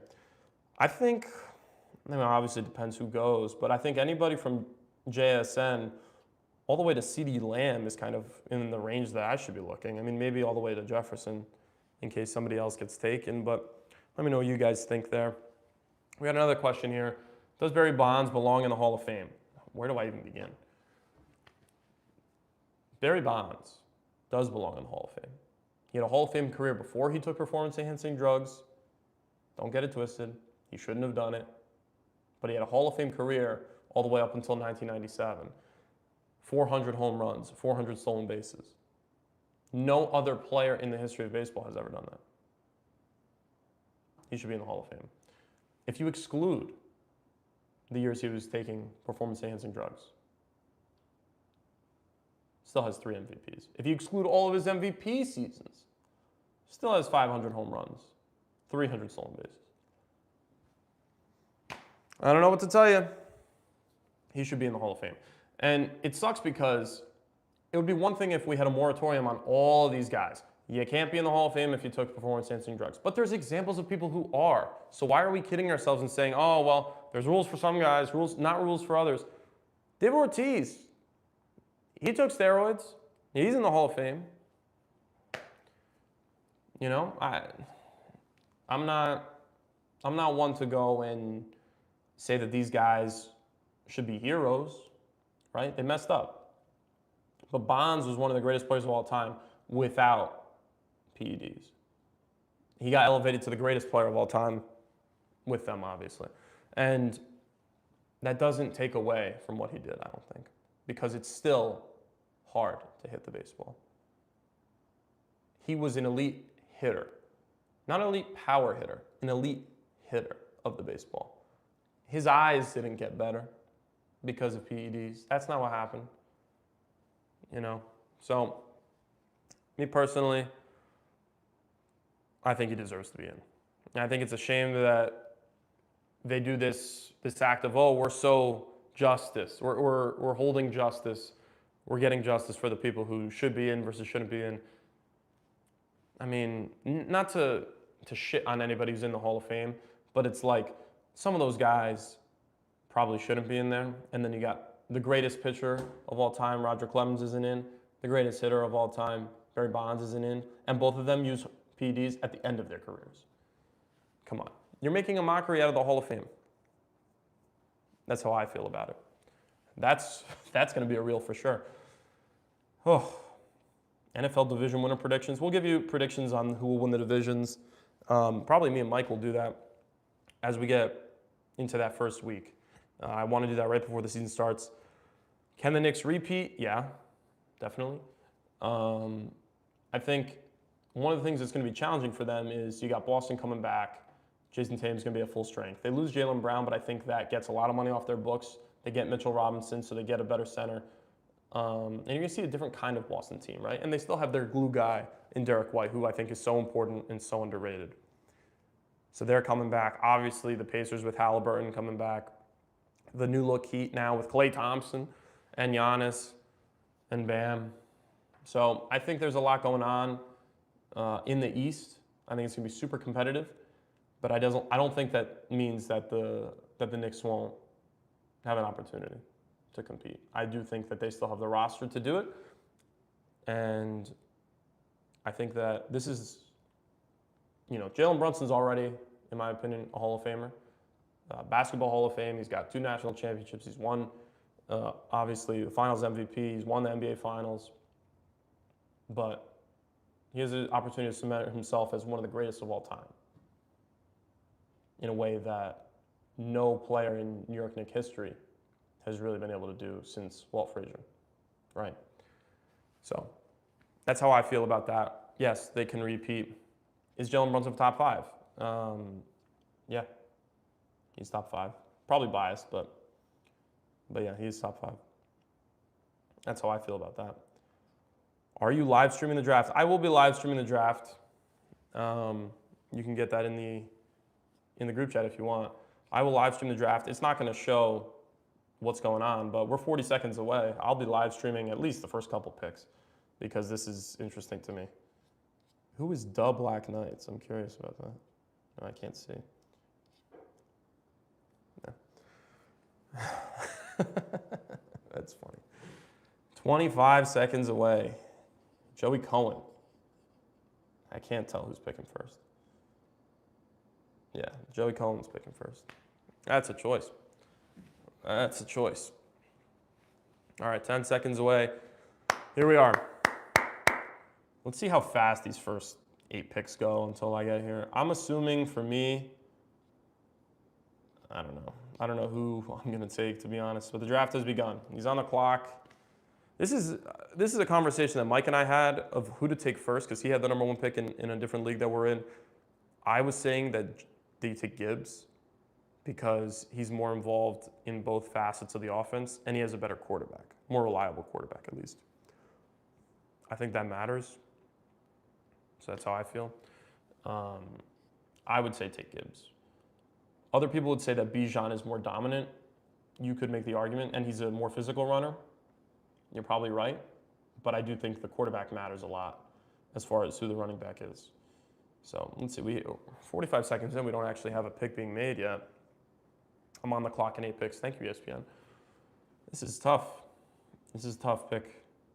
As far as, I mean, the projections are 364, 353 in favor of Jahmyr Gibbs. And again, that's because he's involved in both the passing game. And he scores a lot of touchdowns. He's got a lot of touchdowns. Last year he scored 14 on the ground, 13 on the ground, 5 in the air. It looks like we're about to get an auto draft on pick 1. Or this is just like the craziest decision making of all time. We'll see 5, 4, 3, 2, 1. Just an auto draft. First pick. That is, you don't see that one every day. I'll tell you that much. You definitely don't see that every day. That's kind of crazy. Here we go. Bijan Robinson taking number 2. Not surprising there. Yeah, this is a hell of a thing. This is a hell of a thing that we've seen. Jamar Chase goes number 3. All right, so all the guys that we said, now Puka's going to go number 4. All the guys that I said that were going to get picked are going to, CMC goes number 4. Wow. That's kind of insane. CMC number 4. Wow. I took him at number 5. What am I saying? It's 1 pick difference, but you got Puka on the board. I think you take him. I mean, one of the best quarterbacks in the league throwing to him. The most consistent guy that you've seen. I mean, yeah, he's a little hurt, but I'm still taking him. If he falls to me, I'm taking him. I'll tell you that much. Whew. Also underrated how sitting in this chair, this is one of the least comfortable chairs I've ever sat in. It's one of those foldable chairs. They suck. We got to get another auto draft, it appears. 30 seconds left on the clock. Or the D-man is taking his time. Can't tell.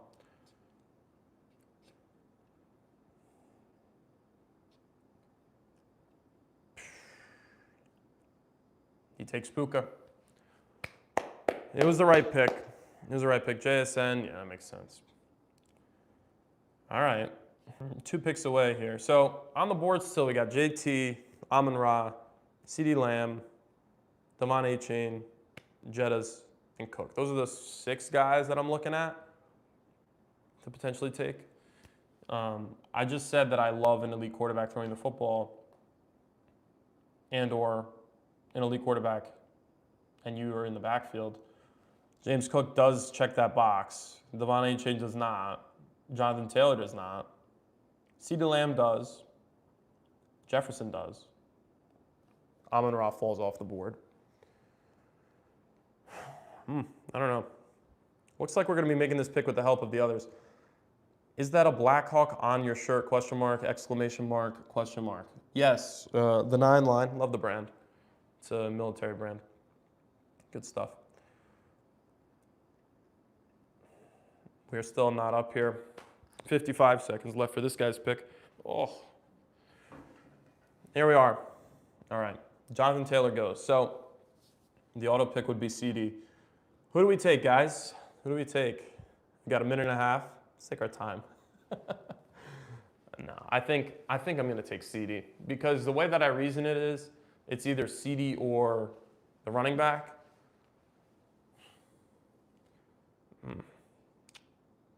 But James Cook, does he get that involved in the offense again? I don't know. I might be able to take him with my second pick. I'm going to take CeeDee Lamb.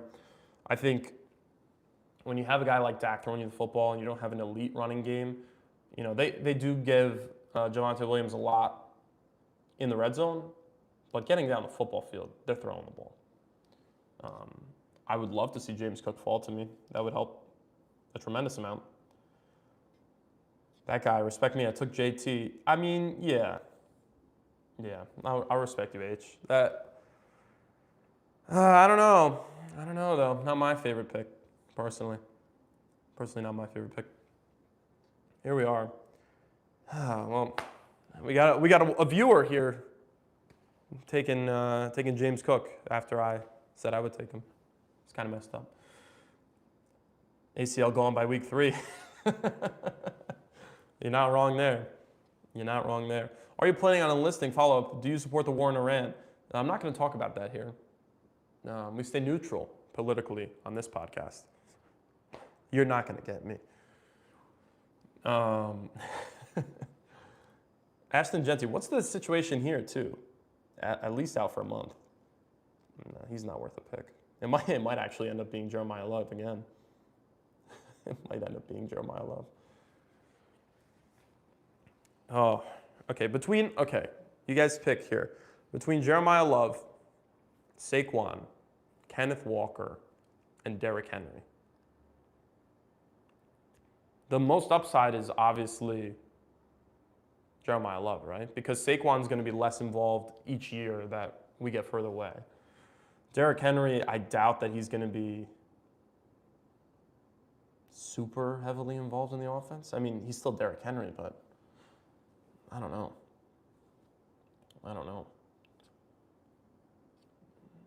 Important questions. Andy is doing some wizardry. It's taking too long. Let's make a pick. Rashee Rice, no. Trey McBride, no. Genty, no. Drake London, no. Like, Drake London is a round 2 pick, according to ESPN.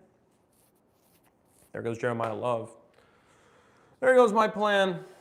That's great. I might end up taking Kenneth Walker then. You got Mahomes. He's going to get good looks. Hampton is an option as well. Drake London? Really? Drake London? No. I won't do it.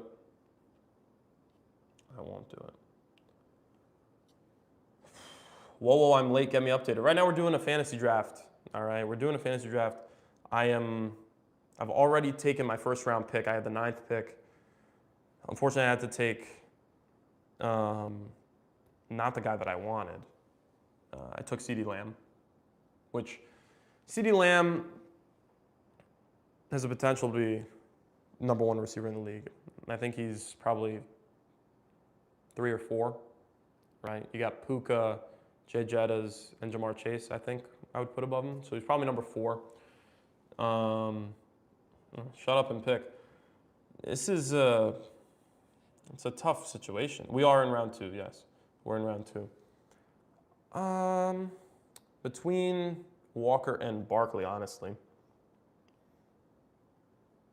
I like the buy in week 5, though, for Kenneth Walker. I'd like to get the most out of him by the end of the year. Yeah. I have Kenneth Walker in my other league as well. We went through the roster for the other league, which I don't know how to get back to, honestly, which is funny. Oh, here we go. If we just switch. Yeah, I like the Kenneth Walker pick. I don't love it. But then again, I'm picking 9th in a 12-man league. Like, there's not much I can do in that situation. The team I have in the other league, 10-man league, it's Drake May, CMC, Jeremiah Love, Chris Olave, Devontae Adams, Kenneth Walker, Broncos defense, Harrison Mevis is the kicker, and then we have Fernando Mendoza on the bench, Monangai, Warren, Jacoby Myers. Those are the notable guys. It's not the best team in the world. It's not the worst team in the world. I've put together better. I've put together worse. Saquon Barkley gets picked. Yeah, that was obvious, H. We knew you were going to do that. I like the pick, though. It was, if I picked him, you were going to pick K9. So that's where we were going with that. CD is good, bro. I don't expect George to ball like he did and CD to struggle the way he did. Yeah, I agree. I mean, the thing with George is I think he's all or nothing. He's going to get you a lot of deep ball targets, but I don't think he's going to be. I mean, he isn't as nearly as good of a route runner as CeeDee Lamb. So there's that. I just think that the Cowboys have a dynamic offense, right? You have a good quarterback, you have a good power running back, you have two good receivers. Because George gets so much attention on the deep side, I do think that should help CeeDee getting open over the middle. And I think that's an advantage that he has here in year 2 in this situation. Was picking Derrick Henry if took Saquon. Don't put me in the comment with your garbage picks. Derrick Henry's a choice. I wouldn't have picked him.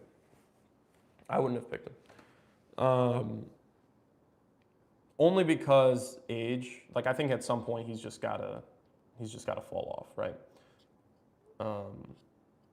Not that it's a bad pick, but I wouldn't have taken him. That's me personally. But to each their own. To each their own, I suppose. I guess now we can kind of go here, round 3, looking at the flex because we're not nearly at quarterbacks yet. If I had to guess, I'd probably end up with like a Cam Scatterville. Like, it's hard when you get into these leagues with more people, and not that 12 is a lot, but 12 is more than 10, so you're getting 4 more picks, honestly, between your necks. Like, it's tough. It's tough. Nico Collins off the board. No. I don't know. I don't think that I am a fan of CJ Stroud enough to throw him the ball, especially now that they have Kayshon Boutte. But Nico Collins, to me, and assuming they get Tank Dell back, was always a B-tier receiver, almost in like a T. Higgins category. He's better than T. Higgins, but like that kind of receiver. So, I don't know, that's how I feel about that. And I don't like that CJ Stroud throws him the football, to be honest with you. Rashee Rice, Trey McBride, round 2, I don't hate it. It's him and Bowers. We're officially out of water, by the way. The bottomless pit is not bottomless. Definitely need more. When are you going to go QB? I like round 5 because it's either round 5 or round 6. Round 5, it would be to get, I mean, Josh probably honestly won't be there by round 5. He's probably around 4 QB. But anybody other than Josh Allen, who I would consider like a top 3, I'd take in round 5. If it's anybody else, I'd take him later. Especially when you have a league that's going to be so much more. So many more people, so many more picks taken. You have to go and get all of the flex guys. You got to get your receivers and your tight end and your running backs. I think that it's so valuable to have all those guys in those positions, and I do believe, I mean, looking across the league, what do you have, 15 guys, fantasy-wise, who are going to give you at least 17 probably points a game for fantasy at the quarterback position? I don't think that's anything bad. We got another auto pick here from the number 1 picker, and he's going to do it again. He entered the draft and then left the draft. Let's put him on blast. I'm not taking Jackson Dart. It won't happen. He's going to get hurt. When are you going to go QB? It is an interesting question, but I don't know. Honestly, with this draft position, taking Josh might not be the worst thing in the world in like around 4. Yeah, this guy's just letting the clock run. Throw it on auto pick. Let's not sit here any longer than we have to. Brock Bowers is gone. Yeah. I don't know. I see those as round 3s, but they're like fringe round 2, fringe round 3. I think this is one of the slower drafts I've been a part of. I could say that for sure. Malik Neighbors. That's rough. Josh Allen goes in round 3. Whoa, is that not early, guys? Josh Allen round 3? With Bijan and Trey McBride? I like it. It's a good squad, but I feel like that's a little early. course, my opinion, as always, could be wrong. As far as the Malik Neighbors pick goes, I don't know if it was an auto draft or not, but Neighbors coming off 2 horrific injuries in the same play, like, do I trust him to come back? And with a quarterback who's not going to be healthy, probably, because of all the hits he takes.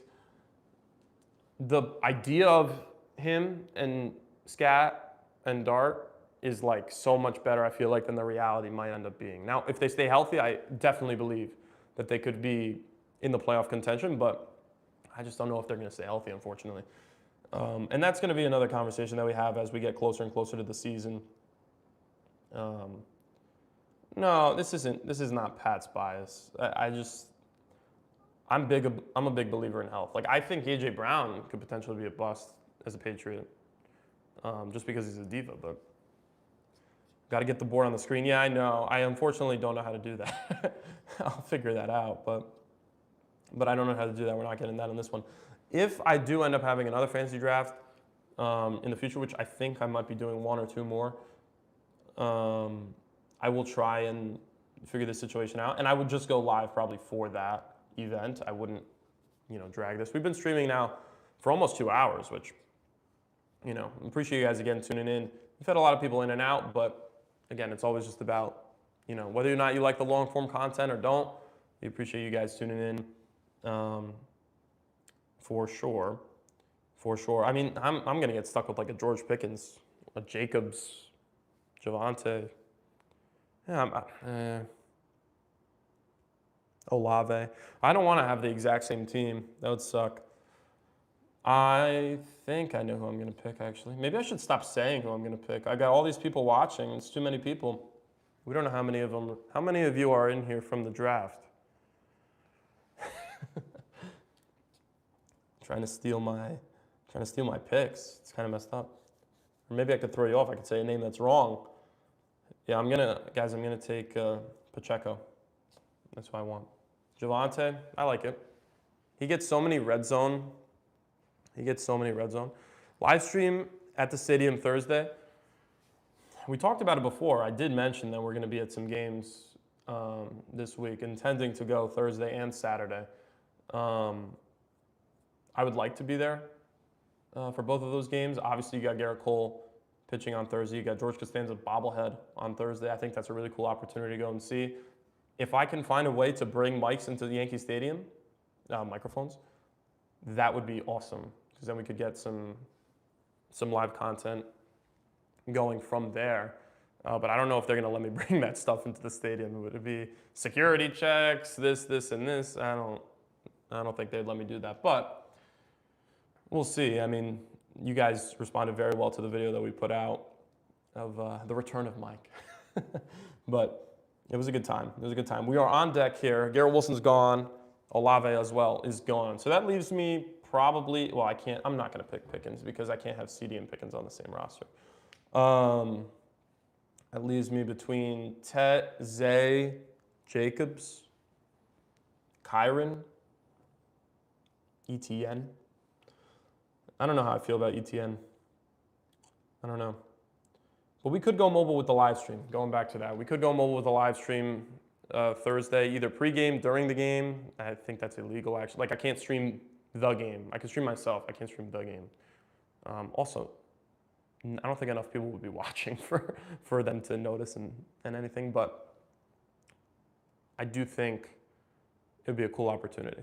Right? So we'll figure it out. Either Thursday or Saturday, we'll stream either live before the game or maybe post-game. We'll figure something out. But I definitely intend to do. I'm on the clock. Apologies to those in the league waiting. Zay Flowers was picked. That means I'm drafting Devontae Smith. I had to keep that under wraps. I think without AJ Brown, he's going to have a big year this year. Not that he hasn't had big years previously in the career, but I do think as the number one option now, he's gonna flourish. He's a different kind of receiver than AJ Brown, and I think he's better at getting open. And I think that Jalen Hurts needs a guy who can get open. And obviously, he's going to be the number one target for a really good football team, who still has one of the best running backs in the league. And I think, here's a question to you guys who are in the chat and obviously in this draft here. Who is more influential on this roster Saquon or Devontae Smith? Like, who is if you're game planning as the defense, as the opponent coming up, who do you see as the guy you're game planning for most? Is it Saquon or is it Devontae Smith? Jalen Hurts? No. Or I guess technically more, would it be the running game or the passing game? I think personally it's obviously going to be Saquon. He's got the body of work to kind of direct you in that situation. Yeah, I personally think that Saquon would be the guy you'd game plan for. I don't think that Devontae Smith is there yet. Yeah. Saquon. Yeah. We're in agreement. Saquon has had one of the most interesting careers, right? Because obviously came in on fire. He got a little injuries here and there with the Giants, falling out with the Giants. They wanted to re-sign him. They didn't want to give him all the money. Then apparently they didn't want to re-sign him, and so then he ends up going to Philly, wins the Super Bowl, has that insane season.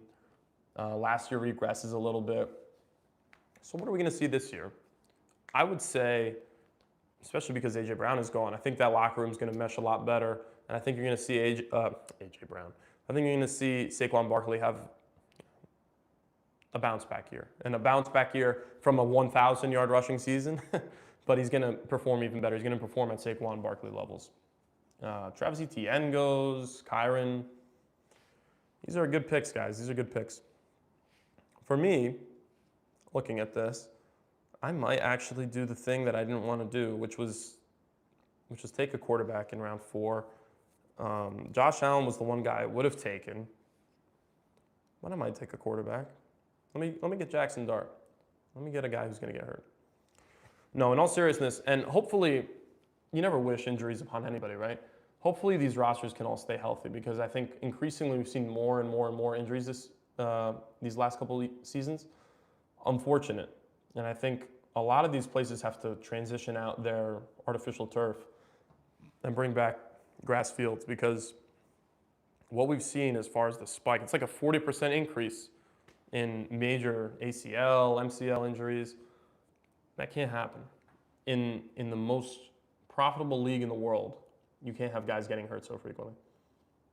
Wait, who's on your team as of right now? Right now we have Kenneth Walker, CeeDee Lamb, and Devontae Smith. And I might take Cam. I might take Scadaboo. Ibuka, I don't trust yet. Bucky Irving is a no for me. Judkins is interesting. I don't know. I can take a risky pick. I'll take Cam. I think he's gonna. Again, this is an if he stays healthy situation. But if he stays healthy, this is a guy who could be putting up 120 rushing yards a game in a super dynamic offense. Over here bitching about Dart and Neighbors, but gonna take a dude who snapped his leg. Hey, I trust him. All right, and also, Dart gets popped every time he rolls out of the pocket, and he rolls out every time he snaps the ball. Right? Scadaboo plays like no other. I would love having him on my team. If I had another running back who could lighten the load up a little bit. And that's how I feel. And honestly, they could do that with Tyrone Tracy, but they don't really do that. Hopefully they do that a little bit this year so that he doesn't get run into the ground. But I think that he was the pick right there. Judkins goes, Ibuka, Bucky Irving. Yeah, it's probably time to pick a QB. Or tight ends. It could be a tight end round. I do have a lot of time. I got like 15 picks. So let's bring it back to what we talked about at the beginning. Nah, Cam's a good pick, especially with Ricard in front of him. Yeah, I like it.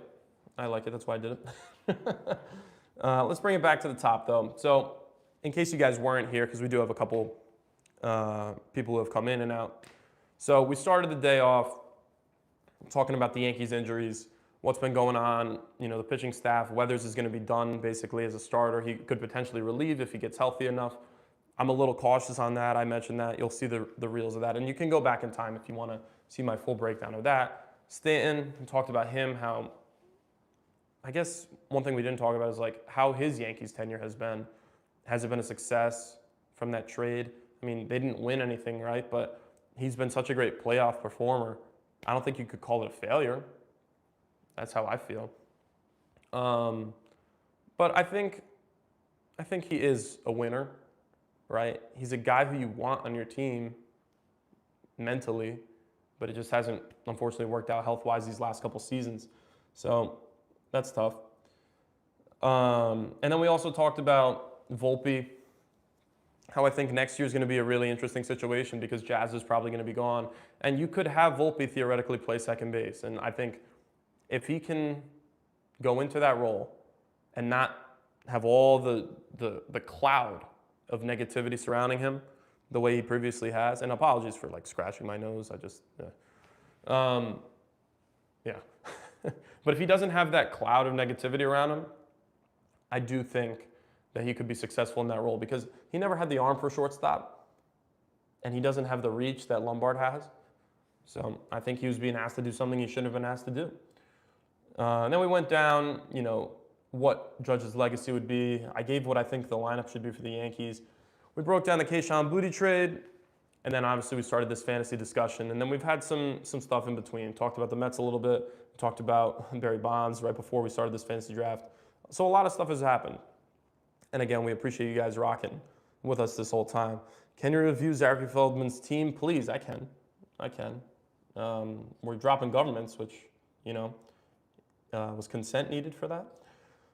I actually, here we go.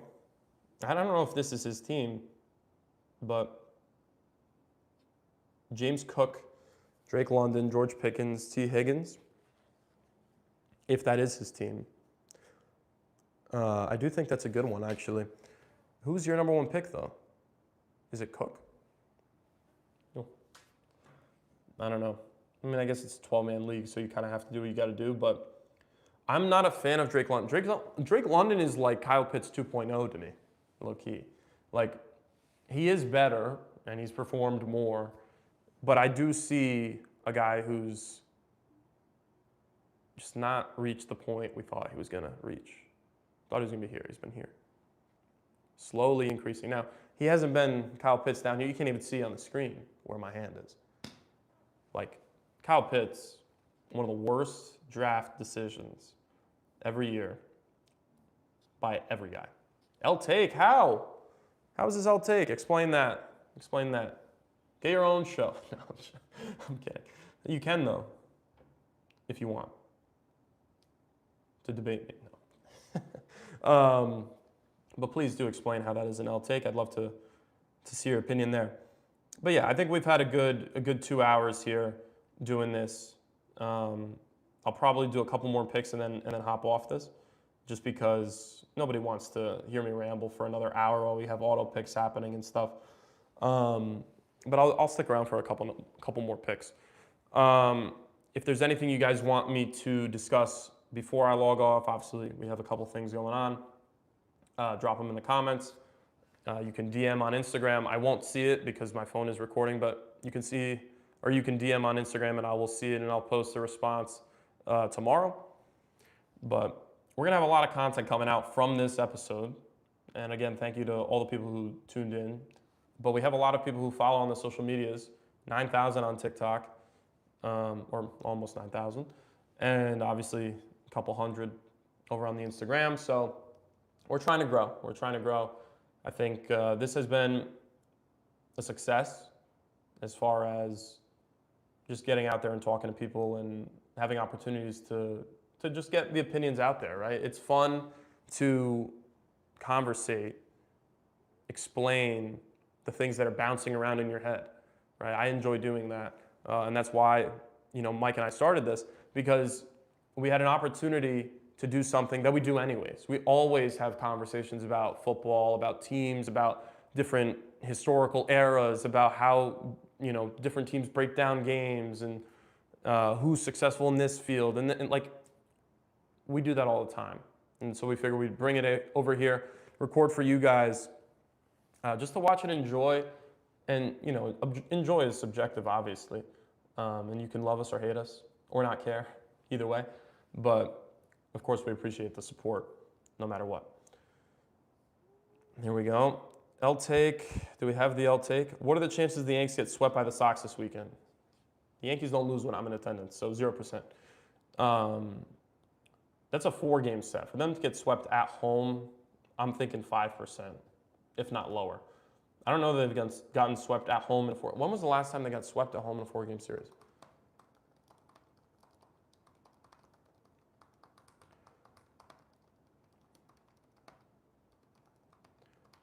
It's a long sentence for Gemini to try and figure out, but the last time the Yankees were swept at home in a 4-game series was 5 years ago, September 7th to the 10th, 2021, against the Toronto Blue Jays. I guess it's that time of year, but I don't see it happening. I mean, if the Red Sox do that, all of a sudden they've catapulted themselves potentially above us, actually. But, ugh. You're going to love my next pick. I don't think I will. I don't think I will because all of your picks I've hated, to be honest. To be honest with you. Kyle Pitts goes in round 5. One of the worst picks I've seen in this draft so far. I can say that with confidence. When did Colson Loveland get picked? Damn, that was one of the guys I was looking for. All right, so now we're deeper into the draft here. The flex guys available are Odunze. You got Tyler Warren out there. Travion Henderson, Ramondre.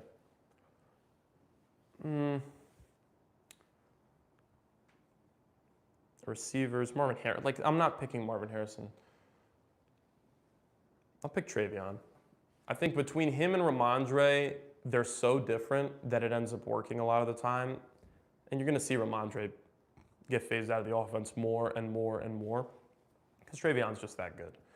And eventually, I think he'll just end up being, I mean, maybe just kind of give him rest kind of back. Hopefully that's the situation we get in because I've always had a problem with Ramondre. He doesn't take care of the football at all. And that is a reason why the Cam Newton Patriots did not make the playoffs. Literally was because of Ramondre Stevenson not holding onto the football. So that's a thing. But yeah, that's where I sit with that.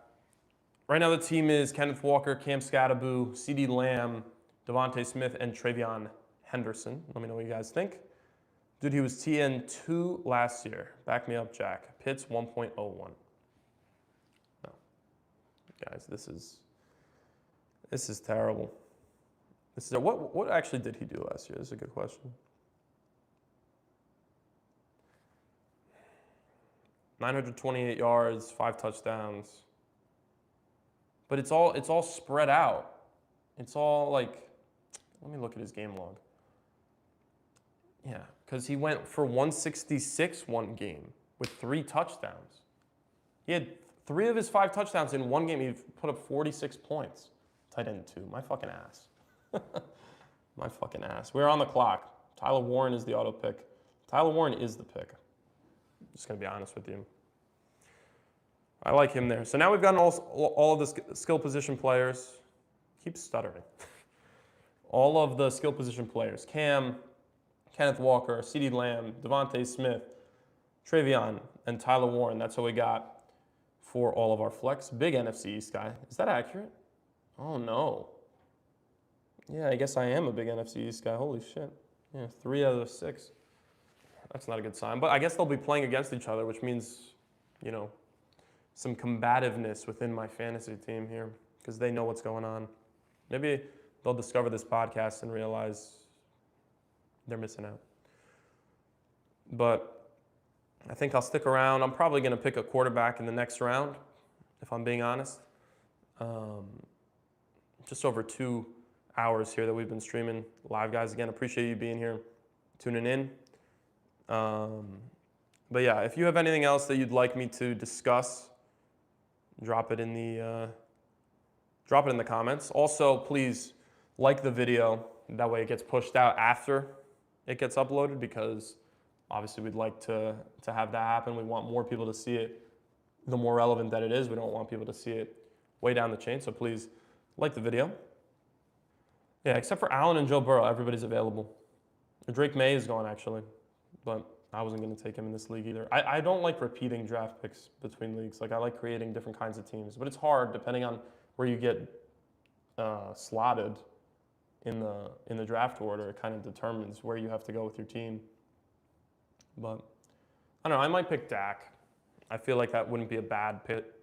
How did Dart end up doing? Like across all of his games, I want to see. So 19, 15, 23, 28, 19, 27, 26, 13, 22, 0. Did he get hurt? 25 and 20. Now, is this a mix of running and throwing? Isn't it? Yeah, it won't let me see more. But I think Dart's a good pick. Just not for me, again, because I have Cam. So then Dak's not a good pick either. Maybe it's Trevor Lawrence. How was he as a QB? Who does he have? This isn't bad. He's a slow starter though. He relies on big weeks. I don't like players like that, and I want consistency. Oh, I know who I'm gonna pick. I know who I'm gonna pick. This guy, can he draft? Can he draft? Yeah, I could stack with CD. I could. That's the other option. But I've never liked that. I've never liked that. I don't know. This is terrible. At least throw your auto pick on. I mean, the draft has been paused. I like to change to 45 seconds. I like to change to 45 seconds. I think that has to happen. And it's a good thing that it did. Oh, he made a pick. No, he didn't. Yes, he did. Okay. Yeah, I'm taking a QB, and then I'll hop off for you guys. So, again, just to recap what we talked about, we did a lot of Yankees talk at the beginning, and then we switched over to football, obviously, as this draft got closer and closer. But again, looking ahead, we're gonna have a lot of football discussions. Obviously, you have the regular season coming up. You have the NBA season in a couple months after that. You're gonna have the World Series happening. Obviously, baseball postseason in October. A lot of entertaining content coming. A lot of stuff that we're going to be able to talk about. We're going to try and, I try and at least post one short or reel daily. We're going to try and up that to 2 at least, because there's just going to be so much going on. So it's going to be a lot easier to talk about things. The dog days of summer are over, and we've hit this point where there's a lot going on. And I love this part of the year. And in all honesty, and please leave a comment below what you think, or a chat, whatever. What is the best sports time of year, right? So is it this period of the year, the fall? Is it the spring? Is it winter? What month, I guess you would say? What month is the best sports month, right? I would make the argument that it's October. Some people would argue March because of March Madness. I don't know. April, people say, because it's the start of the MLB season. You have end of the NBA. I don't know. There's a lot of ways you could go with it. Me personally, I would say October. That's how I feel about that. We're getting closer to this pick. I got 3 left.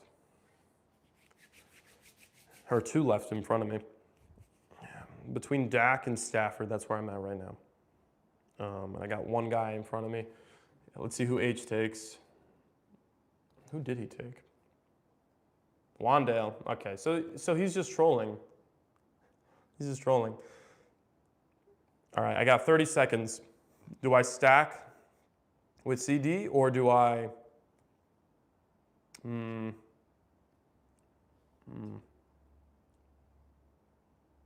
going to go Matt Stafford. I'm going to go Matt Stafford just because I love the idea of him throwing the football to Puka Nacua and Devontae Adams.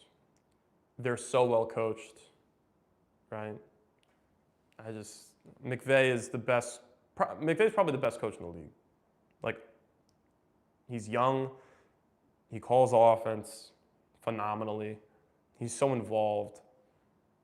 I think he's the best coach in the league. But that's where we're at right now.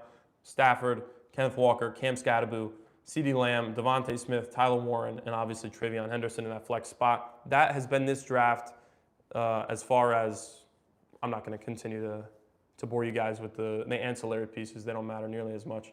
But I do think that's a solid foundation. I mean, if I was actually to compare this to the other team, I don't know which is better. Probably the other team because it's a 10-man league, so obviously I'm going to get a little more talent out of each pick. But I don't know. Let me know what you guys think. We'll throw a comparison, honestly, between the two teams up on the Instagram afterwards so you guys can vote on that and tell me which is better, Team A, Team B. And obviously, if we do another draft, we will do another live for that. And we can also actually, and this is a question that was posed by somebody as well, how would you feel, and I might just put this question up on the Instagram, but how would you guys feel about a Mike and V fantasy football league where, buying wouldn't be a lot potentially, but we'd try and get a lot of community involvement doing something like that, make it a larger league and just see where that goes. Potentially, it's just an idea, but reach out to us if you are interested in something like that. Obviously, nothing has been planned yet, but it could become something in the future. Who knows? We got one more pick here, and then I'll hop off of the live here. Again, appreciate you guys tuning in. It's been real. I think 2 hours and 12 minutes is probably going to end up being like 2 hours and 15, 2 hours and 20. It is hard to do just sitting here talking to the camera for a while, and obviously engaging with you guys helps a lot because you keep my brain kind of moving, right? Otherwise, I keep recycling thoughts. Don't want to do that. But again, appreciate you guys tuning in, making this interesting for everybody else. It is entertaining. Probably would say August, Little League World Series. Yeah, no. But shout out to the Little Leaguers who are going out there and competing. It's pretty cool. Wish I got that opportunity to play on that stage because to play in front of 20,000 people at the age of 12 is fucking insane. Last pick here from me. Let's go back to skill position. And not much is out here still. I don't know. Let's take Jordan Addison. With pick 8 and call it a night here. All right, guys. So again, let me know in the comments below whether or not you want this to be a weekly recurring thing. We can do it potentially on Mondays. It could be other days in the week. It probably wouldn't be a Sunday because that's when all the football games are happening. But I would like to at least try to do one live episode potentially a week or every 2 weeks, just to communicate and interact with you guys in a different way that I can, just over a normal recorded video or through the YouTube Shorts, the Instagram Reels, the TikTok. It's a little different. I like this live feeling. Maybe it won't be 2 hours every time. Maybe it'll be an hour, maybe it'll half an hour. But however long it takes to get through the content that we want to talk about. And obviously, Mike will be back as we get closer to the football season. So again, appreciate you guys tuning in. This has been another edition of Mike and V. Unfortunately, no Mike, but this has been another edition here with the Sports Talk. Appreciate you guys tuning in. Again, we talked about the Yankees. We talked about the NFL a little bit. We talked a little bit about some basketball. We talked about some Hall of Fame interactions. I had a phone call. I called into WFAN. And obviously this fantasy draft. It's been an entertaining one, to say the least. But we're signing off here. Good night.